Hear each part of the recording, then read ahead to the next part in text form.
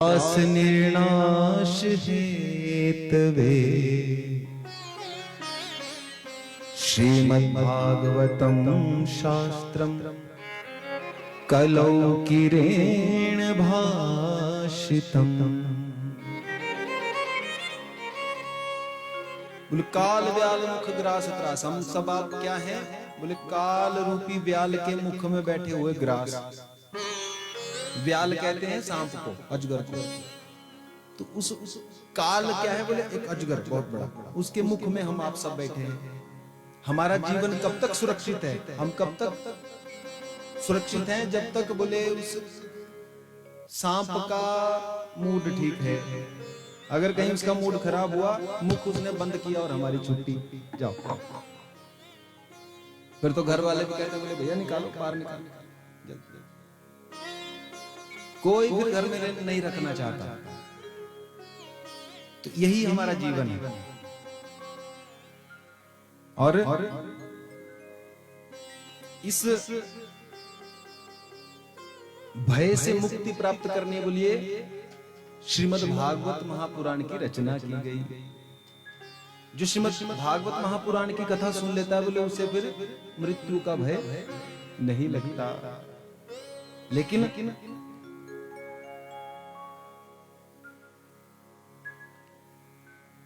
सुनने के लिए नहीं कहा गया। देखिए भागवत की कथा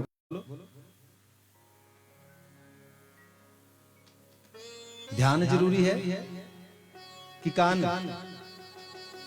बोलो राधे राधे। देखो बिना कान वाला भी सुन सकता है, समझ रहे हो? बिना कान वाला सुन सकता है, लेकिन बिना ध्यान वाला, बोलो राधे राधे। इसलिए ध्यान होना बड़ा जरूरी है। इसलिए आपने आज तक किसी को नहीं सुना होगा कहते हुए बोले कान से सुनो। क्या कहते हैं? बोले ध्यान से सुनो। तो इसलिए बोले जो ध्यान से सुनेगा। और ये तो बोले भागवत की कथा तो ऐसी है, कैसा रस ही रस है, ऐसा फल है जिसमें कोई ना बीज है ना कोई गुठली। कैसा है? रस ही रस है। बोले इसको क्या करो? पियो। और एक बार नहीं पियो, मुहुर्रो रसिको भूमि भावुक, बार बार पियो। जैसे बोले सुबह भोजन करते हैं ना, तो शाम को फिर भूख लग गई। शाम को किया, सुबह फिर भूख लग गई। अब कोई कहे मारे सुबह भोजन कर तो लिया, अब शाम को क्यों करें? तो ऐसे ही बोले ये कथा भी ऐसी है। जब तक जीवन रहे, जब तक सांस है, तब तक कथा सुनते सुनते तृप्ति ना हो। जैसे हमारे मामा जी बैठे हैं, अब इनको क्या कथा सुनाए? हमको तो समझ नहीं आती क्या कथा सुनाएंगे इनको। अब इतनी कथा तो ये जीवन में कितनी कथा सुन चुके। यह है कथा की प्यास। जैसे कोई पीने वाला होता है ना, उसको जैसे तलब आती है। अच्छा आपने एक चीज नोटिस की? कभी कभी बारात आती हुई देखी आपने? बारात में जो बारातू आते हैं ना, बाराती, वो कहीं और से आते हैं, उनको नहीं वहां के बारे में कुछ भी पता होता। नया स्टेशन होता है, लेकिन जैसे ही वो पहुंचते हैं 5 मिनट में सब पहुंच जाते हैं ठिकाने पर। कैसे उनको दुकान मिल जाती है? बोल 5 मिनट भी नहीं लगाते और सब एक ठिकाने पर इकट्ठे। क्यों? प्यास है भैया। और जिस चीज की प्यास होगी वो नहीं मिलता कलयुग में। ये विशेष लाभ है। बोले बुराई का फल तभी मिलेगा जब करोगे। अगर मन से किसी का बुरा सोचोगे तो उसका कोई फल नहीं मिलेगा, केवल सोचा ही किया नहीं।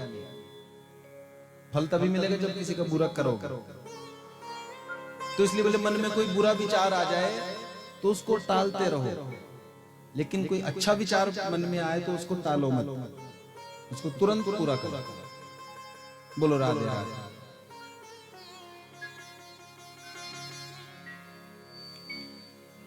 तो सूत जी ऋषि मुनियों से कह रहे हैं, बोले ऋषि मुनियों सुनो, जो कथा मैं आपको सुनाने जा रहा हूं ना, वो कोई साधारण कथा नहीं है। बोले ये कथा देवताओं को भी सुलभ नहीं होती। देवता लोग भी तरसते रहते हैं, काश हमको भगवान की कथा सुनने का अवसर मिले। हम इस धरती पर जाएं मनुष्य योनि प्राप्त करके और फिर हम भगवान की कथा सुने। ऐसा देवता लोग भी चाहते हैं लेकिन हो नहीं पाता। और हम हमारा सौभाग्य देखिए। और सूत जी से ऋषि मुनि पूछ रहे हैं, बोले महाराज कि भागवत की कथा 7 ही दिन में क्यों सुनी जाती है? कब से ये प्रथा प्रारंभ हुई? आप थोड़ा हमको इस बारे में बताइए। तो सूत जी कहने लगे, बोले ऋषि मुनियों,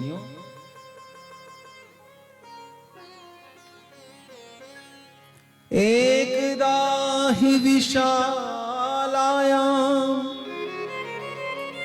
चत्वार ऋषयो मलाः सत्संगार्थं समायाता ददृशुस्तत्र नारदम्। बोले एक बार 4 ऋषि कुमार ब्रह्मा जी के मानस पुत्र हैं, सनक, सनंदन, सनातन और सनत कुमार।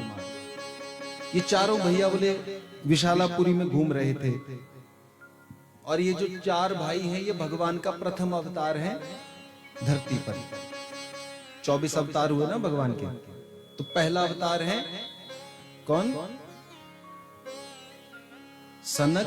बोलो जोर से बोलो, सड़क नहीं, सनक। जोर से बोलो, सनंदन, सनातन, सनत कुमार। अब बोलो चारों।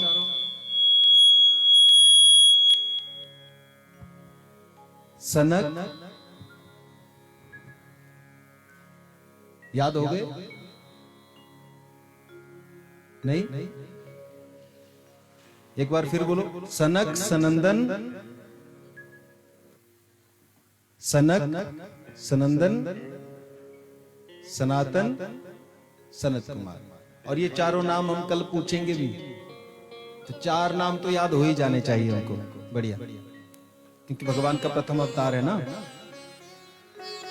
और ये कैसे हैं? बोले इनकी आयु हमेशा 5 ही वर्ष की रहती है। आयु तो बहुत बड़ी है, पता नहीं कब से इस धरती पर घूम रहे हैं, लेकिन देखने में कैसे लगते हैं? बोले 5 ही वर्ष के। कभी इनके ऊपर काल का असर होता ही नहीं। तो ऐसे 4 दिव्य कुमार, इन्होंने नारद जी को देखा। नारद जी बड़ी चिंता में भागे जा रहे थे। तो इन्होंने नारद जी से कहा, नारद जी, कथम ब्रह्मन् दीन मुखः कुतश्चिन्तातुरो भवान् त्वरितं गम्यते कुत्र कुतश्चातो ज्ञात्वा सर्वोत्तमामिति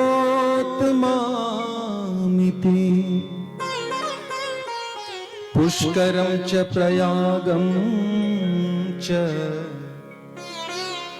काशीं गोदावरीं तथा हरिक्षेत्रं कुरुक्षेत्रं श्रीरंगसेतुबन्धनम् एवमादिषु तीर्थेषु ब्रह्माण इतस्ततः। बोले महाराज, मैं इस पृथ्वी को सबसे उत्तम लोक मानकर यहाँ पर आया। नारद जी कह रहे हैं, मैं सब तीर्थों में गया, पुष्करम च प्रयागम च काशीं गोदावरी तथा। पुष्कर गया, प्रयाग गया, गोदावरी गया, काशी गया, लेकिन मेरे मन को कहीं भी शांति नहीं मिली। मैंने क्या देखा? जो तीर्थ स्थान है ना, वो भी बोले तीर्थ स्थान ना होकर अब क्या बन गए? पिकनिक के स्थान। पिकनिक मनाई जा रही है वहां। पहले लोग जाते थे तीर्थ में, तीर्थ करने, अब क्यों जा रहे हैं? बोले पिकनिक मनाने। वो भाव लेकर नहीं जाते। तीर्थ वाला क्या घूमने जाते हैं। बोले वृंदावन जाना, बोले क्यों? बोले घूमने। बोलो राधे राधे।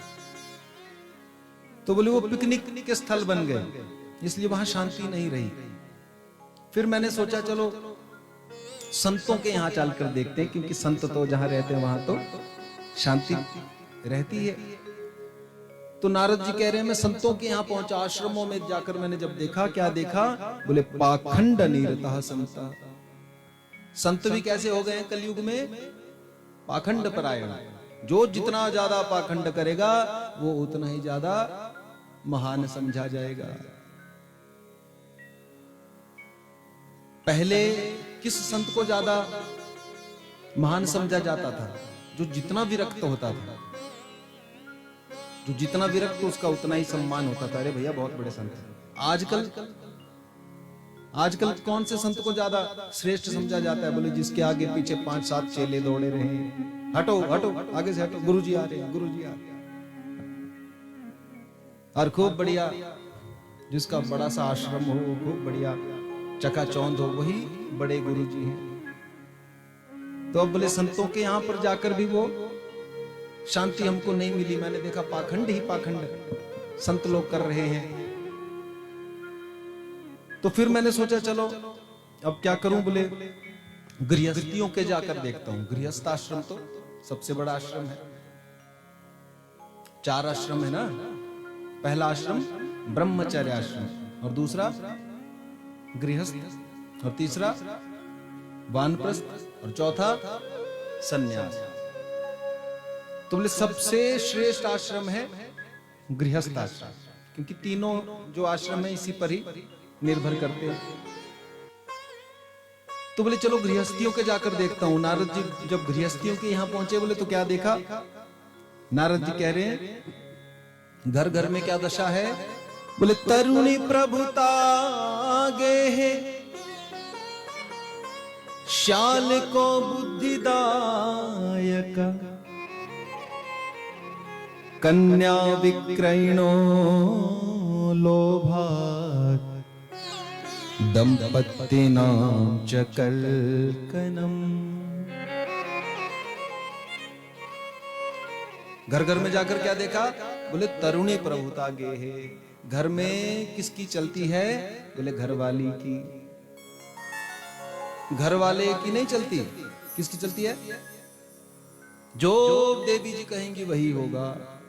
और अब तो सरकार ने भी भैया क्या कहें, वो राशन कार्ड भी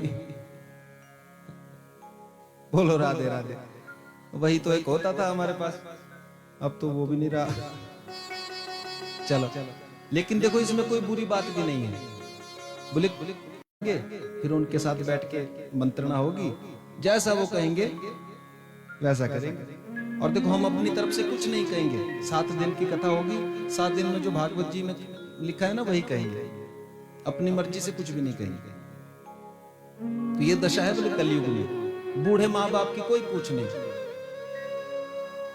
बूढ़ों की क्या दशा होगी? बोले वार्ताम कोपि न पृच्छति गृहे, घर में कोई नहीं उनको पूछने वाला, पड़े रहो अपने हाल पर। तो ऐसी दशा जब देखी बोले तो मैं बहुत दुखी हो गया। नारद जी कह रहे हैं। और कैसी दशा है, आइए साथ साथ में एक भजन के माध्यम से आप गाइए। जो जो नारद जी ने बताया है ना, मुझे लग रहा है किसी ने उन्हीं बातों को इस भजन में पिरो दिया। और ये कोई भजन नहीं है, और मैं अपनी लगभग हर कथा में इस भजन को सुनाता हूं, क्योंकि ये एक सच्चाई है। एक एक शब्द में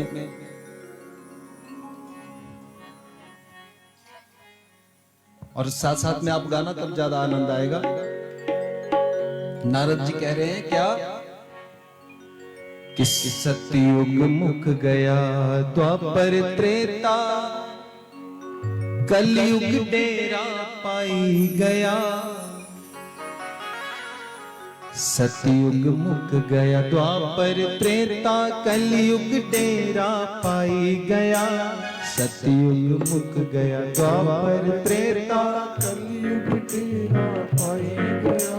हो थर थर सारी धरती कंपी, पूरा रमाना हर हर सारी धरती कंबती पूरा जमाना आई गया हो हर हर सारी धरती कंबती पूरा जमाना आई गया हर हर सारी धरती कंबती पूरा जमाना आई गया सतयुग गया कलयुग बेड़ा पाई गया सतयुग गया कलयुग बेड़ा पाई गया हर हर सारी धरती कंबती पूरा जमाना आई गया हर हर सारी धरती कंबती पूरा जमाना आई गया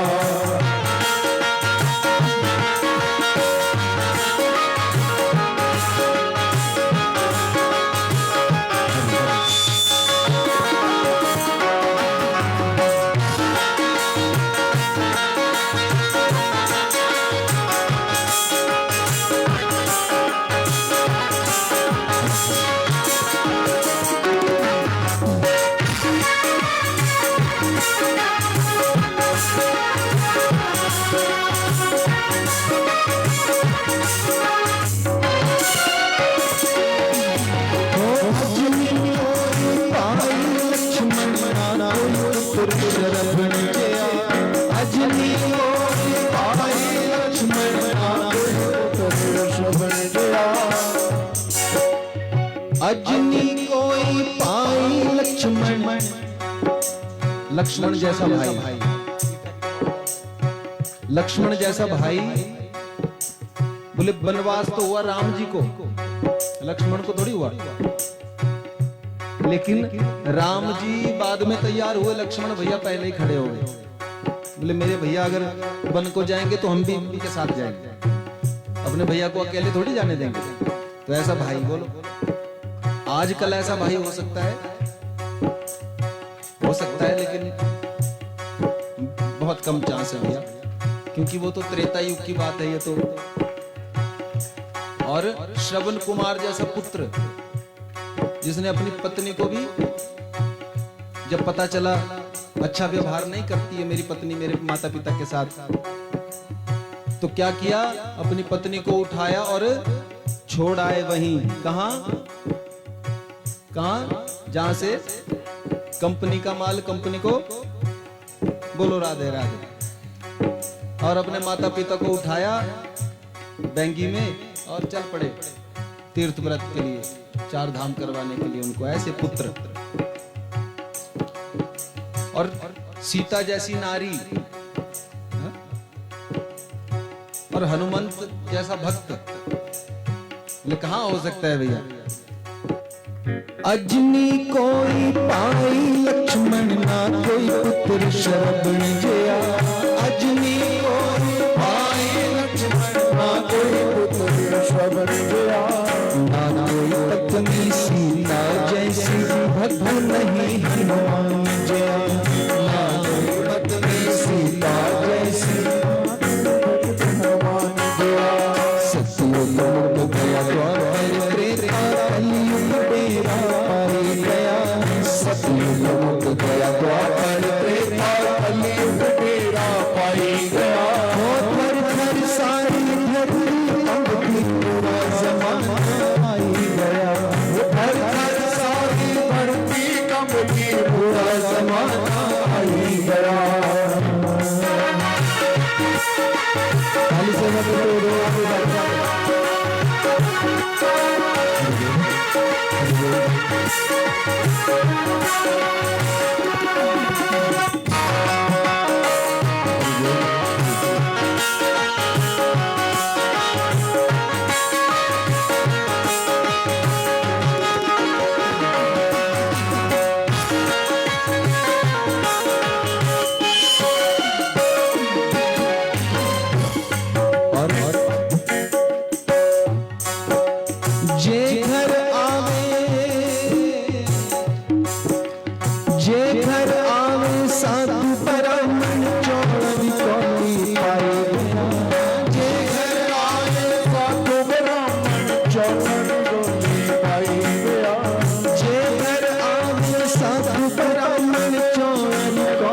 पाई गया।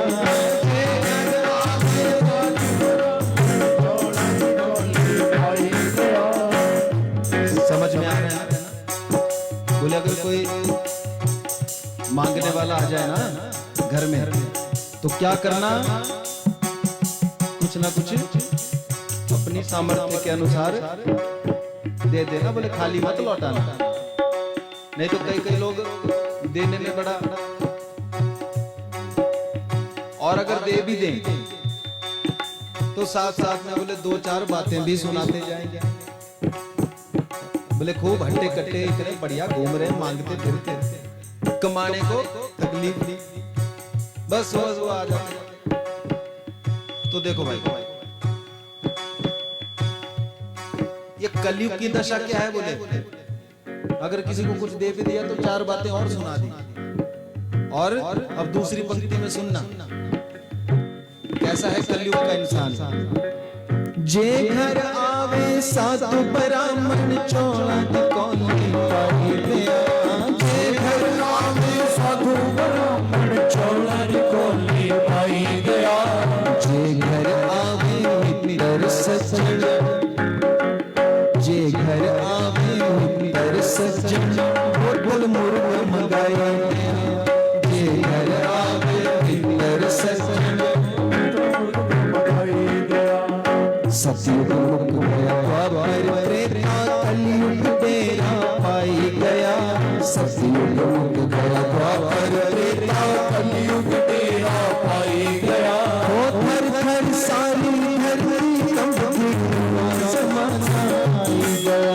हो थर थर सारी धरती कंपती बुरा जमाना आई गया। हो थर थर सारी धरती कंपती बुरा जमाना आई गया। थर थर सारी धरती कंपती बुरा जमाना आई गया।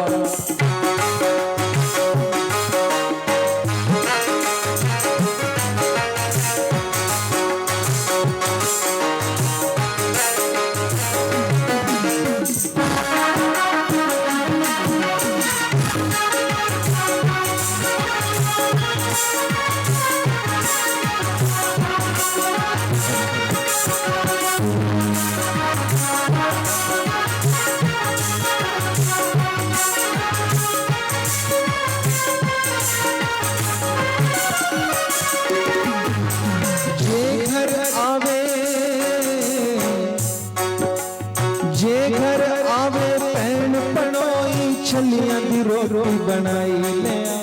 जे घर आवे बनोई छलियां दी रोटी बनाई ले।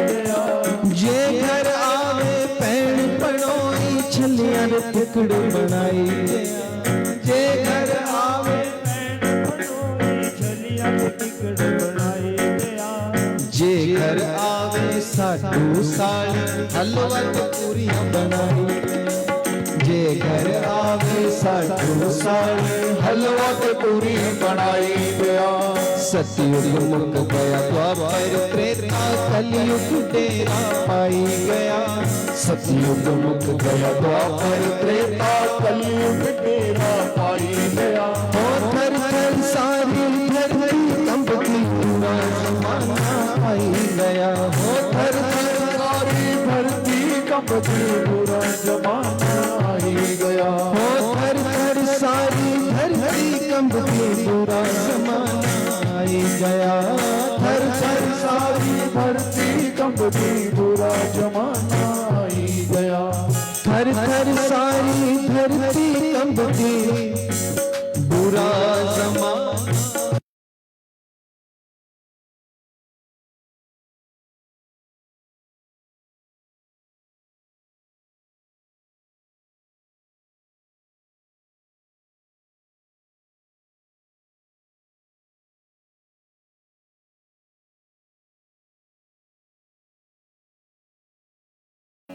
तो नारद जी ने कहा, बोले महाराज सबसे बड़ी चिंता तो मेरी ये है कि घूमता घूमता, बोले जब मैं वृंदावन में पहुंचा तो वृंदावन में मैंने एक दृश्य देखा।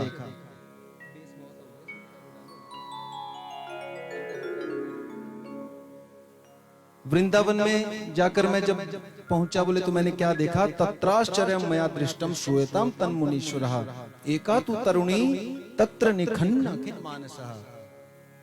बोले एक युवती स्त्री को मैंने वहां पर देखा वृंदावन में, और वो स्त्री क्या कर रही थी, बोले वो बैठी बैठी रो रही थी, और उसके इर्द गिर्द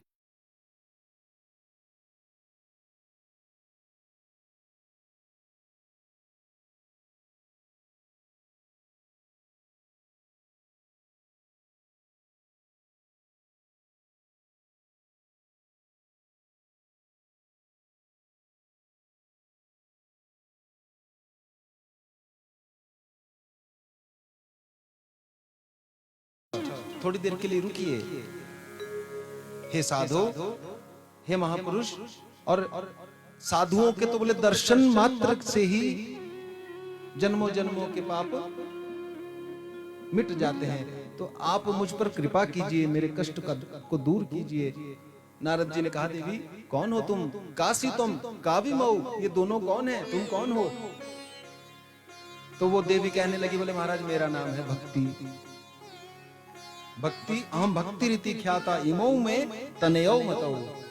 और ये दोनों मेरे पुत्र हैं। नारद जी बड़े हैरान हुए, पुत्र, माता जी जो तो जवान दिख रही हैं और पुत्र बूढ़े। बोले भक्ति कैसी है, जवान, और ज्ञान और वैराग्य कैसे हो गए हैं, बूढ़े हो गए हैं समय के प्रभाव के कारण। तो बोले आप इनको कोई बूढ़ा मत जानिए महाराज, भक्ति कह रही है ये मेरे पुत्र हैं, लेकिन समय के दुष्प्रभाव के कारण ये दोनों बूढ़े हो गए हैं। मैं भी, मेरी भी ऐसी ही दुर्दशा हो चुकी थी। क्यों, बोले मैं द्रविड़ देश में उत्पन्न हुई, भक्ति कह रही है। द्रविड़ देश कहते हैं दक्षिण भारत। तो दक्षिण भारत में मैं पैदा हुई, और कर्नाटक में मैं पली बड़ी, फिर गुजरात में मैं पहुंची। गुजरात में बोले मुझे भागना पड़ा गुजरात से पीड़ित होकर, और गुजरात से भागते भागते मैं वृंदावन पहुंची। और वृंदावन में जब पहुंची तो वृंदावन में आकर मैं तो जवान हो गई। वृंदावन में आज भी आप जाएंगे तो भक्ति आपको जवान मिलेगी एकदम। आप किसी के मुख से भी सुन लो, राधे राधे राधे राधे, बोलो नाम जाप हो रहा है कि नहीं। कोई एक रिक्शे वाला भी आपको मिलेगा, वो भी घंटी नहीं बजाते ना हॉर्न बजाते, राधे तो राधे राधे।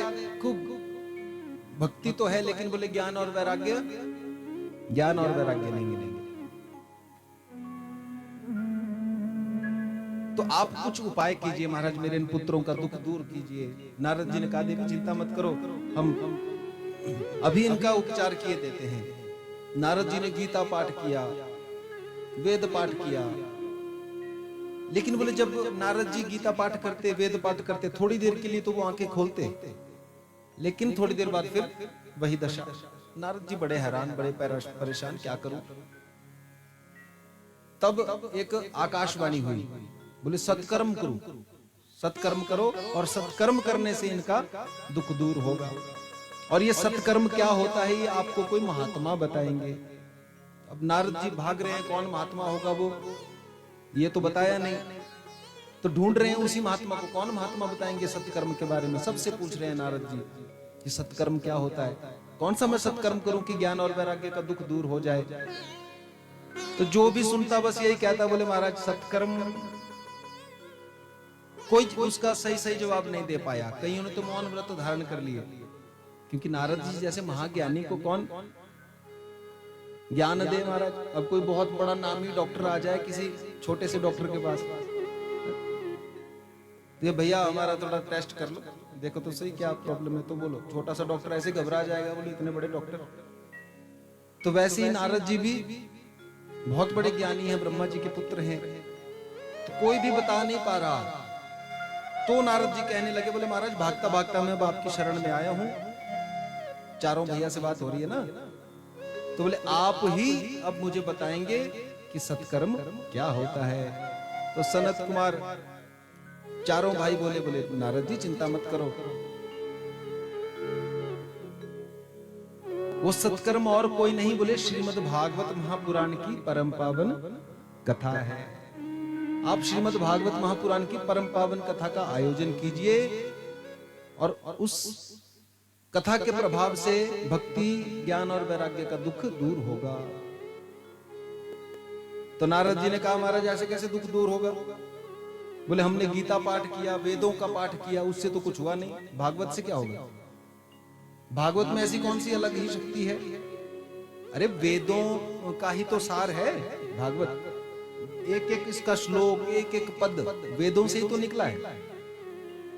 तो बोले वेद पाठ और इसमें क्या अंतर है? तब सनत कुमार बोले, बोले नारद जी सुनो, आमूलाग्रम रसस्तिष्ठ नास्ते न स्वाद्यते यथा सभूय संपृथक भूतः फले विश्व मनोहर। बोले नारद जी वैसे तो आप देखें तो एक वृक्ष में जड़ से लेकर शाखा पर्यंत तक रस रहता है, लेकिन उसका स्वाद नहीं लिया जा सकता। स्वाद कब आता है? बोले जब वो अलग होकर फल में आता है ना, जब उस फल को जब हम खाते हैं तो फल में जो स्वाद आएगा वो पेड़ में थोड़ी आएगा। तो वेद क्या है? बोले वेद है वृक्ष। और भागवत क्या है? बोले उन पर लगा हुआ फल। तो अगर फल में जो स्वाद मिलेगा वो, अब कोई कहे आम तो बड़ा मीठा है, बोले इसकी टहनियां भी कितनी मीठी होगी, इनको भी चबा के देखता हूं, तो बोलो मीठा लगेगा कोई? तो बोले यही फर्क है। और दूसरा उदाहरण दिया बड़ा सुंदर, बोले यथा दुग्धे स्थितम सर्पिन्न स्वादाय उपकल्पते। बोले जैसे दूध में घी तो रहता ही है, घी कहां रहता है? बोलो कहां रहता है? घी दूध में रहता है कि नहीं? पर दिखता है, स्वाद आता है उसका? नहीं आता। तो बोले उसको स्वाद नहीं लिया जाता, रहता दूध में ही है। तो जब दूध से अलग होकर घी प्रकट हो जाता है और तब तो क्या होता है? बोले देवताओं के लिए भी स्वादवर्धक हो जाता है। और दूध की आयु तो बड़ी कम होती है, लेकिन घी की सालों साल चलता है। तो इसलिए बोले यही अंतर है। वेद है दूध और भागवत क्या है?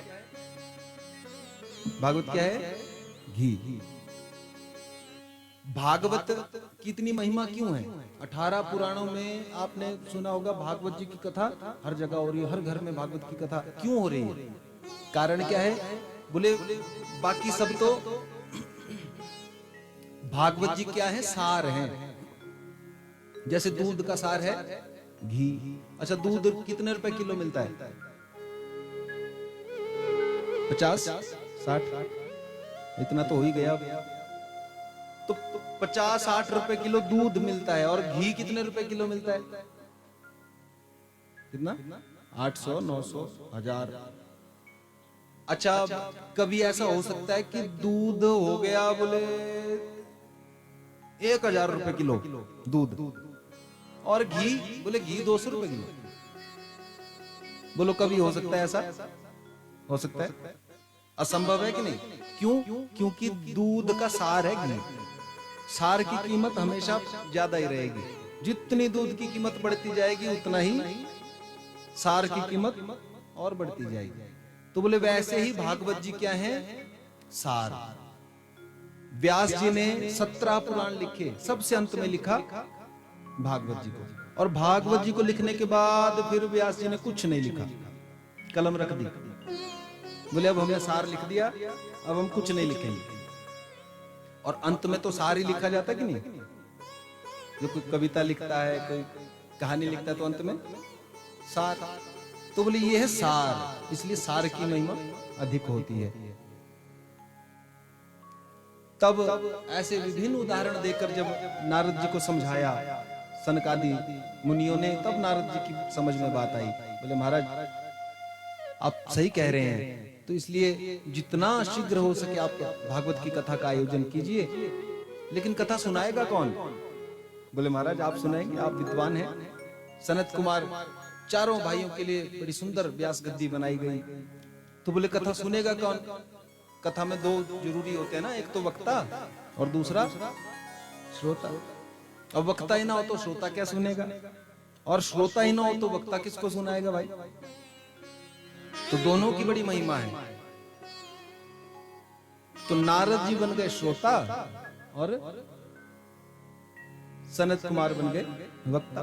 कथा होने लगी आनंद तट पर, और जिस जिसको भी खबर पहुंचती गई, सब ऋषि मुनि, देवता, गंधर्व, किन्नर, ऋषि मुनि सब भागे भागे चल पड़े आनंद तट की ओर। और देखिए यही नियम है, जहां भी आपको पता चले कि भगवान की कथा हो रही है वहीं जाओ, चाहे किसी ने बुलाया हो चाहे नहीं बुलाया हो, कोई परेशानी नहीं, जाओ कथा सुनो। अगर आपको बुलाया नहीं गया है तो ठीक है, आप प्रसाद मत लो, भोजन मत लो, लेकिन भगवान की कथा सुनने में तो कोई समस्या नहीं है भैया। भगवान की कथा तो सुनी जा सकती है। तो बोले जिसको बुलाया वो तो कथा में आया ही आया, पर जिसको नहीं बुलाया वो भी भागा भागा जा रहा है। और यही सीखना चाहिए हमको, और किसी से नहीं सीखना तो मामा जी से सीख लेना, हमारे बैठे हैं ना, इनको जहां भी कथा इनको पता लग जाए, इनका कोई जानने वाला हो चाहे नहीं हो, कथावाचक को भी ये जानते हैं चाहे नहीं जानते हैं, इनको कोई मतलब नहीं, जाएंगे अपने कथा सुनेंगे घर को आ जाएंगे। पूरा जीवन जैसे इन्होंने समर्पित कर दिया है भगवान के लिए, और ये सबके बस की बात है भी नहीं, सबके बस की बात नहीं है भैया। जिसको मान लो उसने पकड़ लिया ना, एक होता है कि हम किसी को पकड़े,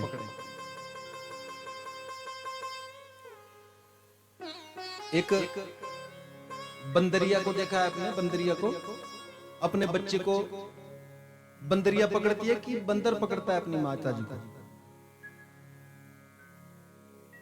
हाँ, बंदर पकड़ता है ना, यूं पकड़ के, और बंदरी देखो एक पेड़ से दूसरे पे छलांग, दूसरे से, अरे छूट सकता है भाई, बालक है उसने पकड़ा है, बोलो वो अपने भरोसे पे है कि नहीं? कभी भी उसका हाथ छूट सकता है। अब उसने बेचारे ने पकड़ा है, लेकिन बंदरिया को कोई परवाह नहीं होती, वो तो खूब उछल कूद करेगी, गिरता है तो गिरता रहे, मर जा, मैं क्या करूं, नहीं तो पक्के पकड़ के रहना। लेकिन आपने बिल्ली को देखा है, बिल्ली को, बिल्ली कैसे अपने बच्चे को ले जाती है एक जगह से दूसरी जगह, खुद पकड़ के ले जाती है कि नहीं? और आप देखिए जब बिल्ली अपने बच्चे को पकड़ती है, एक खरोंच भी नहीं आती, इतनी सावधानी से पकड़ती है, और बढ़िया एक जगह से उठाकर, और उन्हीं दांतों से जब वो चूहे को पकड़ती है तो क्या हाल करती है उसका, बोलो राधे राधे। बिल्ली भी वही है, दांत भी वही हैं, लेकिन नतीजे अलग अलग हैं। तो बोले ऐसे ही जो भक्त हो जाता है ना, जो भगवान का बन जाता है, उसको फिर बिल्ली अपने बच्चे की तरह उठा के एक जगह से दूसरी जगह ले जाती है। और एक भक्ति ऐसी होती है, बोले जब हम पकड़ते हैं भगवान को, पकड़ने का प्रयास करते हैं, वो बंदर वाली भक्ति। एक भक्ति है जब भगवान ही हमको पकड़ ले, तो ये विशेष बात है, जब भगवान हमको पकड़ ले तो फिर हमारी कोई चिंता नहीं है, सब चिंता किसकी है? भगवान की। तो इसलिए ऐसी कृपा हम सबके ऊपर हो जाए, ऐसा प्रयास करना चाहिए। संसार में रहना है, कर्म करना है, परिवार में रहना है, वो सब ठीक है, लेकिन बोले भैया संसार को आवश्यकता है तुम्हारे इस शरीर की, इस तन की। चाहे परिवार में देख लो, परिवार वालों को हमारा शरीर चाहिए, बोलो, तन नहीं चाहिए ना, मन किसको चाहिए बोलो? अच्छा हमारे मन में क्या है किसी को पता है? किसी को पता चल जाता है?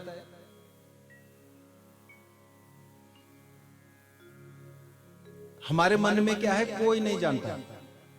और यदि ये बात भगवान छुपा के ना रखते, रहस्य बना के ना रखते इस बात को, भगवान ने देखो जब सृष्टि बनाई ना तो बड़ा सोच समझ कर बनाई।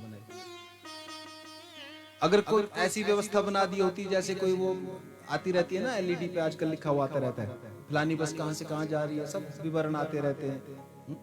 अभी आप लाइव देख रहे होंगे, हमारे भैया जी बैठे हैं, इसमें भी सब आता रहेगा, पूरा विवरण, कहाँ कथा हो रही है, कौन कर रहे हैं, किसके घर में हो रही, पूरा तो सब सामने आ रहा है। तो ऐसा ही कहीं भगवान ने ऐसी कुछ व्यवस्था बना दी होती, हमारे माथे में सब आता रहता है, इसके मन में ये चल रहा है, इसके मन में ये है, तो बोलो कोई रिश्ता दुनिया में टिक पाता? टिक पाता? इसलिए भगवान ने क्या किया, बोले भैया मन में तू जो भी सोचना है सोचता रहे, किसी को कोई पता नहीं। इसलिए मन से कोई लेना देना नहीं है संसार का। संसार को केवल हमारे शरीर से मतलब है। चाहे हम नौकरी करते हैं, ऑफिस वालों को क्या चाहिए, शरीर, शरीर से ही काम करना है ना। तो बोले मन से तो क्या करो, हर वक्त अपने भगवान का ध्यान करो, अपने प्रभु का चिंतन करो, मन में रख लो भगवान को और शरीर दे दो संसार को। तुम्हारे शरीर की कोई आवश्यकता भगवान को नहीं है। शरीर से तुम काले हो, गोरे हो, मोटे हो, छोटे हो, पतले हो, जैसे भी हो, कोई फर्क भगवान को नहीं पड़ता। लेकिन तुम्हारा मन कैसा है, इस बात से भगवान को। तो नारद जी कथा सुनाने लगे।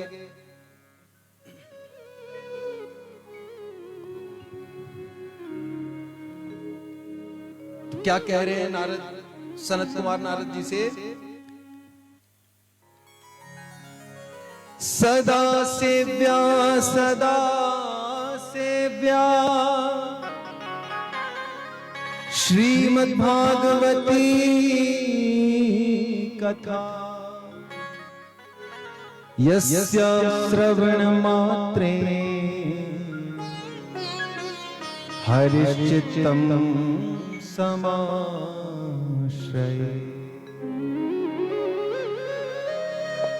बोले सदा सेव्य सदा सेव्य, भगवान की कथा एक बार नहीं, कैसे सदा सुनते रहो। और जिसके सुनने मात्र से ही बोले क्या होते हैं, हरि हमारे चित्त में आकर बस जाते हैं। और कथा भागवतस्यापि नित्यं भवति गृहे, तद्गृहं तीर्थरूपं हि वसतां पापनाशनम्। बोले कथा भागवतस्यापि नित्यं भवति यद्गृहे तद्गृहं तीर्थरूपम ही वसतां पापनाशनम। बोले जिस घर में भागवत की कथा होती है, वो घर कैसा हो जाता है, तीर्थ रूप। वो घर घर नहीं रहता, बोले क्या बन गया, तीर्थ बन गया। अच्छा भाई, अगर वृंदावन में बांके बिहारी ना हो, ठाकुर जी ना हो, तो क्या महिमा रहेगी ठाकुर? बोलो वृंदावन की कोई महिमा रहेगी? वृंदावन की महिमा तभी है जब ठाकुर जी है। तो बोले ठाकुर जी यहाँ है, तो बोलो यही वृंदावन है कि नहीं? जहाँ ठाकुर जी वहां वृंदावन। तो बोले इसलिए जिस घर में भगवान आ जाए, भागवत जी आ जाए, वो तो तीर्थ रूप हो जाता है। और उस घर में रहने वाले जितने भी लोग हैं, बोले उन सब के पापों का नाश हो जाता है, नष्ट हो जाते हैं उनके सब पाप। और अश्वमेध सहस्त्राणि वाजपेय शतानि च शुकशास्त्र कथायाश्च कलानार्हन्ति षोडशी। बोले हजारों अश्वमेध यज्ञ और सैकड़ों वाजपेय यज्ञ भी मिलकर इस भागवत की कथा का 16वां हिस्सा भी नहीं हो सकते। कोई बड़े से बड़े यज्ञ करे, कोई वाजपेय यज्ञ करे, कोई अश्वमेध यज्ञ करे, लेकिन बोले जब फल की दृष्टि से देखा जाए तो इस भागवत की कथा का जो फल है वो इन सब से अधिक है।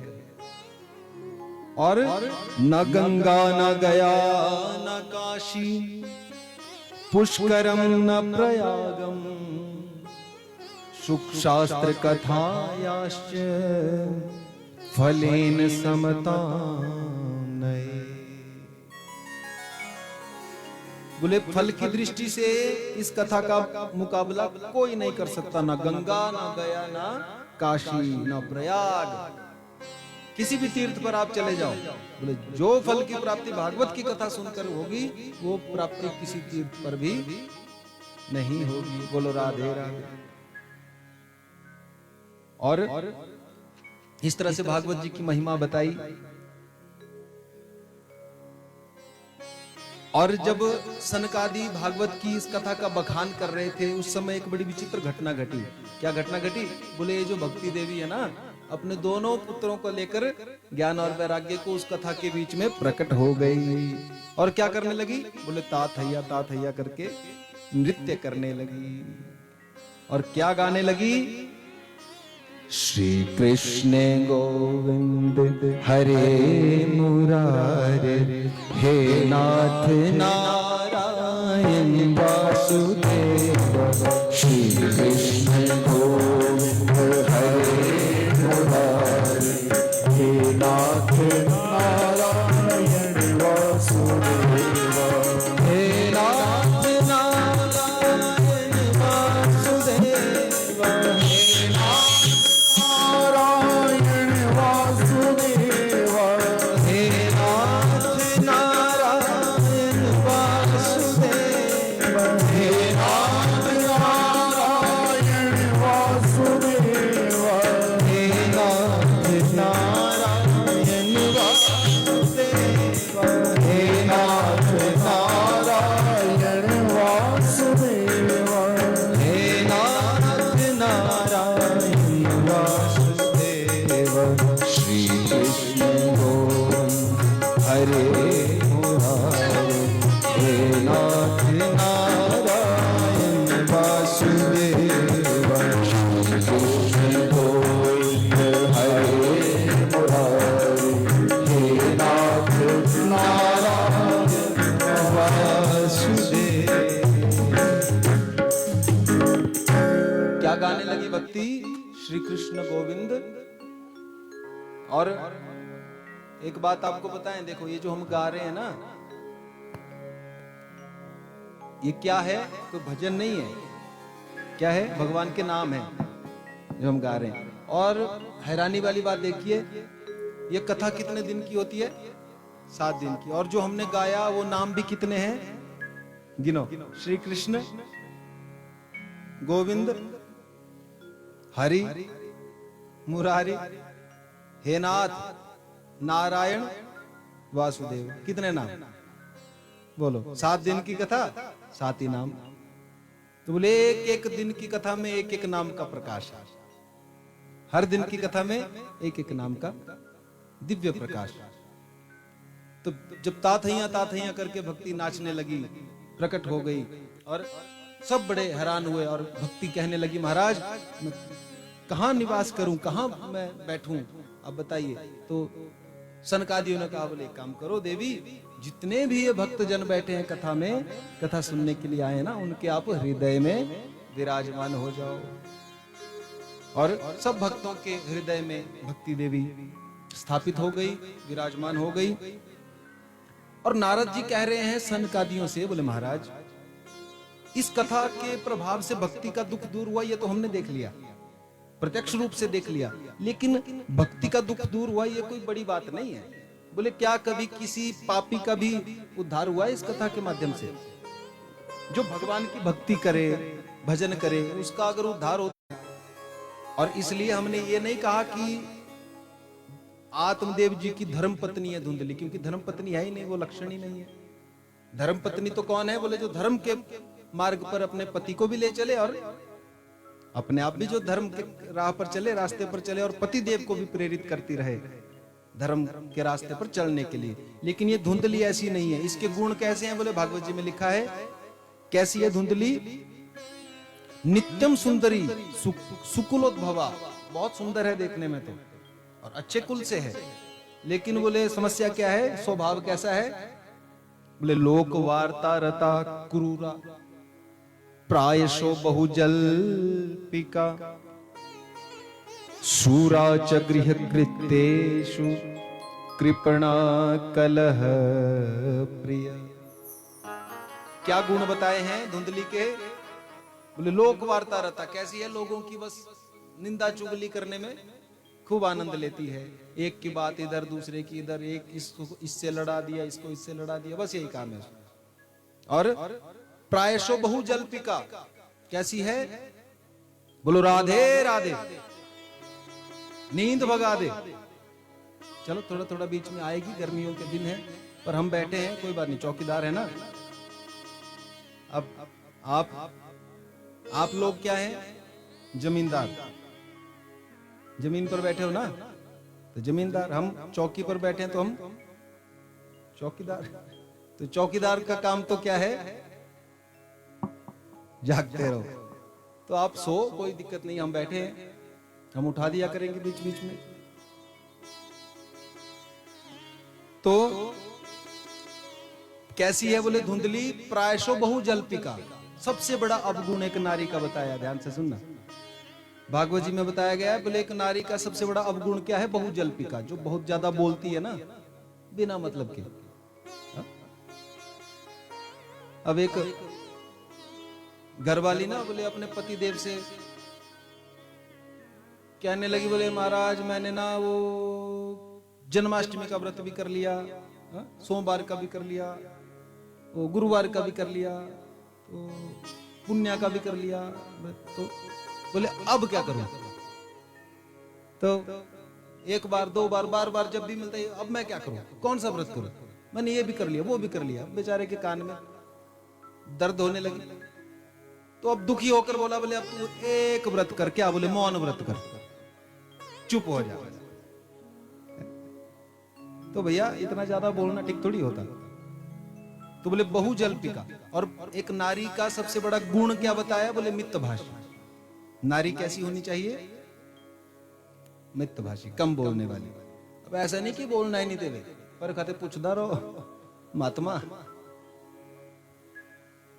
तो ऐसा भी नहीं, पर मितभाषी बोले जितना आवश्यकता हो उतना ही, बिना मतलब के फालतू में ही बस लगे रहो, तो ये अच्छी बात नहीं। बोले अवगुण है, बहुत बड़ा अवगुण। और जो बहुत ज्यादा बोलने वाली नारी होती है ना, बहुत संभावनाएं रहती है उसका घर टूटने की, उसका घर टूट जाता है। और जो कम बोलने वाली है, मितभाषी है, उसका घर कभी टूटता नहीं, उसका घर स्वर्ग बना रहता है। तो इसलिए बोले मितभाषी। लेकिन ये धुंधली तो कैसी है, बोले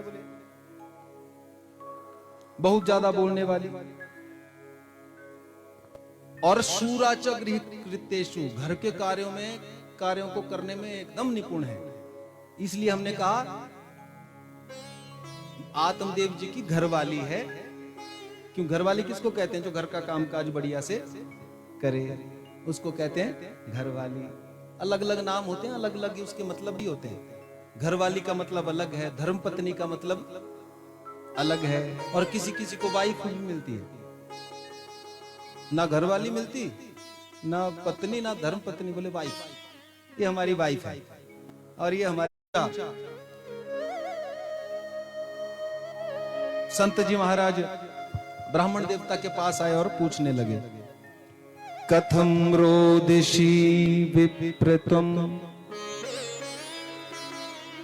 काते चिंता बलियसि वद त्वं सत्वरं मह्यं स्वस्य दुःखस्य कारणम्। अरे कथम रोदसी विप्रतम, हे विप्र देवता, हे ब्राह्मण देवता, क्यों रो रहे हो, क्या दुख है आपको, अपने दुख बताओ, हमें अपने दुख का कारण बताओ। ब्राह्मण देवता ने जैसे ही देखा संत महापुरुष सामने खड़े हैं, दंडवत प्रणाम किया और कहने लगे, महाराज किम ब्रवीमि ऋषे दुखम पूर्व पापेन संचितम। ये मेरे पूर्व जन्मों के पाप है महाराज, मैं क्या बताऊं, लेकिन फिर भी आप पूछ रहे हैं तो सुनो। बोले मैं ऐसा अभागा हूं, मैं अपने हाथों से अगर कोई वृक्ष भी लगाऊं ना तो वो भी सूख जाता है। मेरे घर में कोई संतान नहीं है, और तो और मैं एक गाय ले गया अपने घर, वो गाय भी बोले कई वर्षों से मेरे खूंटे में बंधी है, वो भी बंधी आई है, उसने भी आज तक कोई ना बछड़े को जन्म दिया ना बछिया। पता नहीं मेरे कौन से पूर्व जन्मों के ऐसे कर्म होंगे कि मेरे पितर भी मुझसे नाराज हैं, मेरे हाथों का जल भी वो ग्रहण नहीं करते। ऐसा अभागा हूं मैं महाराज, लेकिन आप संत हैं और आपकी कृपा यदि हो जाए तो सब दुख दूर हो जाते हैं बोले इस मनुष्य के। आप कृपा कर दीजिए महाराज, मुझ पर अपनी दया दृष्टि कर दीजिए। महात्मा समझाते हुए कहने लगे, बोले ब्राह्मण देवता, मुंचा ज्ञानम प्रजारूपम बलिष्ठा कर्मणो गति विवेकम तु समासाद्य त्यज संसार वासना। बोले अरे ब्राह्मण देवता, ये अज्ञान छोड़ो। कर्मों की गति बड़ी गहन है। और तुम क्या सोचते हो कि पुत्र होने से सुख हो जाएगा तुमको? ऐसा लगता है तुमको? महात्मा जी कह रहे हैं ब्राह्मण से, अगर ऐसा होता, बोले पुत्र होने से सुख हो जाता, तो जाओ दुनिया में जिस जिसके भी पुत्र हैं उसको पूछो क्या सुखी हो तुम? तो क्या कहेंगे लोग?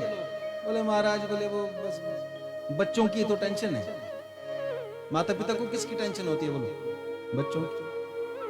तो सुख थोड़ी देते हैं बोले पुत्र। कौन पुत्र ने आज तक इसको सुख दिया? राजा सगर के तो 60,000 पुत्र हुए, तब तो सबसे ज्यादा सुखी वही होता। लेकिन क्या मिला? धृतराष्ट्र के तो 100 पुत्र थे, तो बड़ा सुखी रहा होगा जीवन में। अरे भैया, कोई पुत्र बोले कोई पुत्री किसी को सुख नहीं देते। ये तो सब अपने अपने कर्मों का खेल है। जो बोया है वही मिलेगा।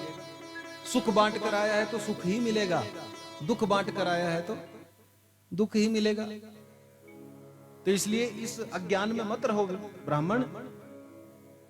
और जब समझाने लगे तो ब्राह्मण देवता बोले, बोले देखो मुझे ये कथा मत सुनाओ महात्मा जी। कथा मैं भी जानता हूं, मैं भी ब्राह्मण हूं। कथा करना तो मेरा काम है ही, लेकिन मैं केवल एक चीज चाहता हूं, आप आशीर्वाद दीजिए और मेरे घर में कोई संतान हो जाए, ऐसा आशीर्वाद मुझे दीजिए। ब्राह्मण देवता ने जब देखी उसकी मस्तक रेखाएं तो पढ़ लिया। महात्मा जी त्रिकालज्ञ थे, उन्होंने तो देख, तू भोजनम, एक वक्त ही भोजन करना, और इन नियमों का यदि पालन करेंगी बोले तुम्हारी पत्नी, तो जाओ, हमारा आशीर्वाद है, जरूर संतान होगी। बोलो राधे राधे। और ब्राह्मण देवता पहुंच गए घर जाकर।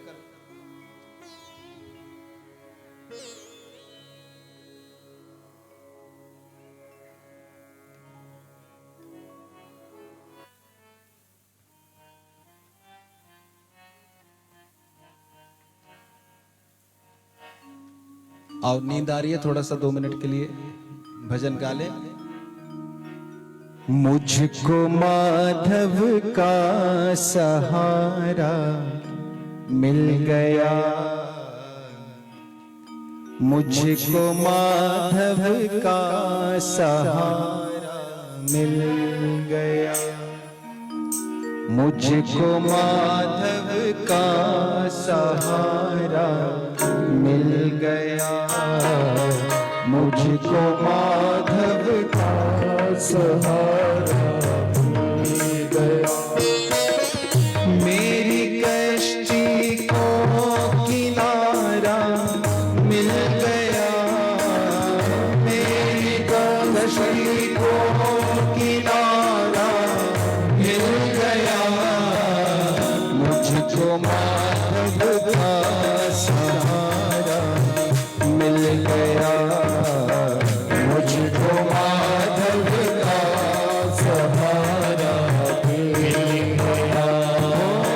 मेरी कश्ती को किनारा मिल गया, मेरी कश्ती को किनारा मिल गया, मुझको माधव का सहारा मिल गया, मुझको माधव का सहारा मिल गया।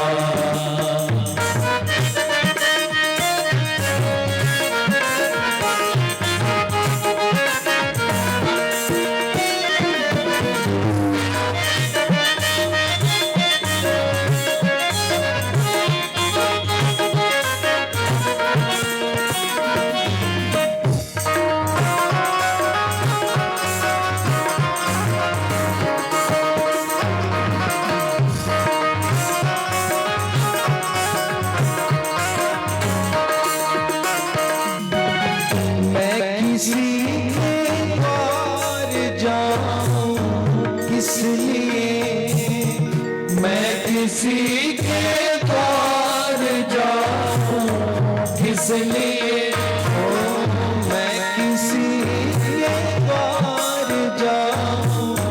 किस लिए,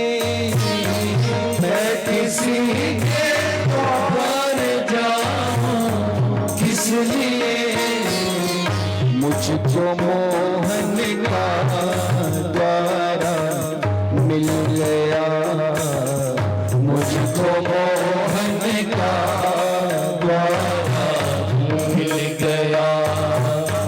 मेरी कश्ती को किनारा मिल गया, मेरी कश्ती को किनारा मिल गया, मुझको माधव का द्वारा मिल गया, मुझको माधव का सहारा मिल गया।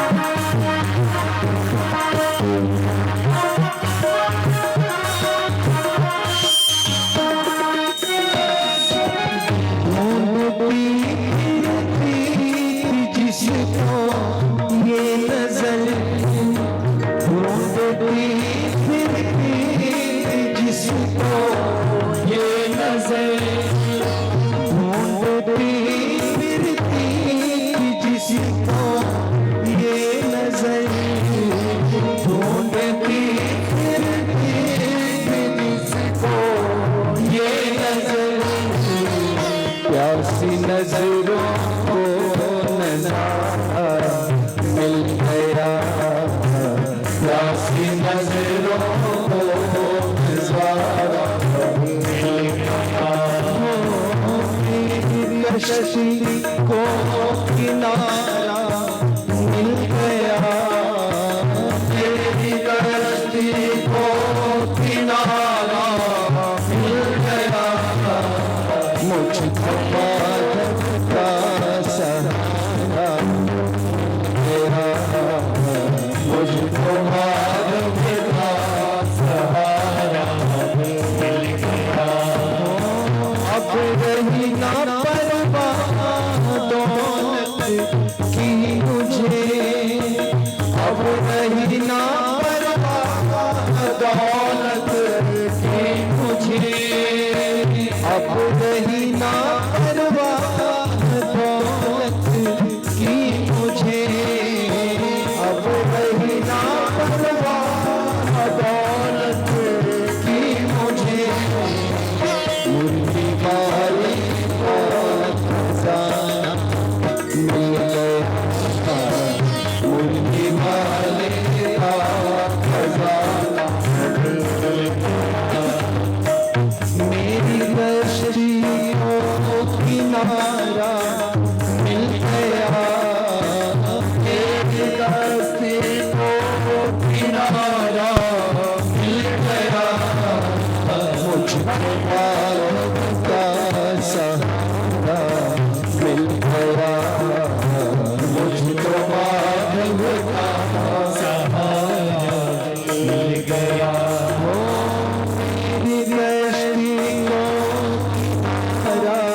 मिल गया, मेरी कश्ती को किनारा मिल गया, मुझको माधव का सहारा मिल गया, मुझको माधव का सहारा मिल गया, मुझको माधव का सहारा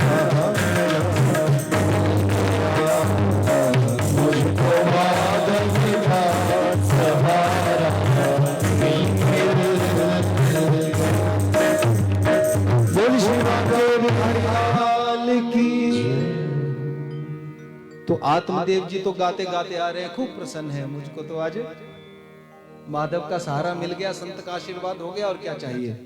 बड़े प्रसन्न होकर उस फल को लेकर आया। धुंधली सुक्का धुंधली, ये ले तुम्हारे लिए, देख तो सही आ जाए, सब फल लेकर आया हूं। बोले कैसा फल है महाराज? बोले इस फल को खाएगी धुंधली तो हमारे घर में भी संतान हो जाएगी। धुंधली ने माथा पकड़ लिया, बोले ये मेरे पति देव तो सठिया गए, उम्र भी ज्यादा हो गई ना, अब दिमाग भी। फल खाने से बच्चे होते हैं कोई? और फल खाने से बच्चे होते तो आज तक मैं पता नहीं कितने फल खा गई। यजमानी से दर्जनों की दर्जने केले ले आते हैं पंडित जी, सब खा गई, इतने आम खा गई, इतने फ्रूट खा गई, इतने फल खा गई, आज तक ये फल खाने से बच्चे होते कोई? पंडित जी का दिमाग। ब्राह्मण देवता बोले देवी धुंधली ये फल कोई साधारण फल नहीं है, संत का दिया हुआ दिव्य प्रसाद है, और तुम विश्वास करो कुछ नियम तुमको पूरे करने हैं, और 1 वर्ष तक यदि तुम उन नियमों का पालन करोगी तो बोले हमारे घर में जरूर संतान होगी। बोले क्या क्या नियम करने? बोले पहला नियम है सत्यम, सच बोलना। धुंधली बोली हे भगवान वो तो हमको आता ही नहीं। और दूसरा बोले दानम, दान करना, वो तो महाकृपण, कभी किसी को देना सीखा ही नहीं। तो सोचने लगी ये भी नहीं हो पाएगा। तो और बोले अगला, तो बोले ये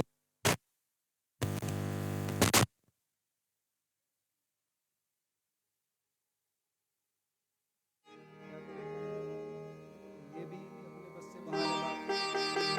तो अगला नियम क्या है? एक वक्त भोजन तो मर जाऊंगी, यहाँ तो 4-4 बार खाने वाली तो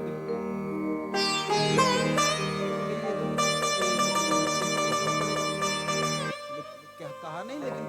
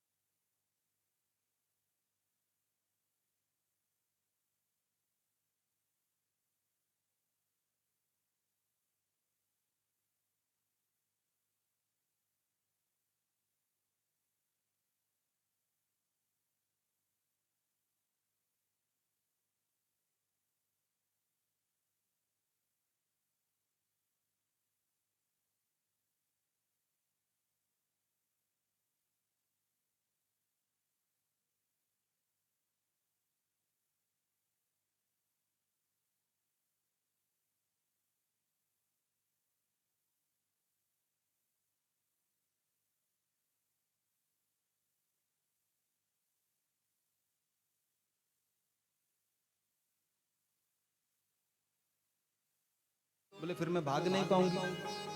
तो पड़ोसन बोली तुमको कौन सी रेस में भाग लेना है, कौन सी दौड़ दौड़नी है, क्यों दौड़ना है तुमको? बोले अरे दौड़ना तो नहीं है पर तैयार तो रहना चाहिए।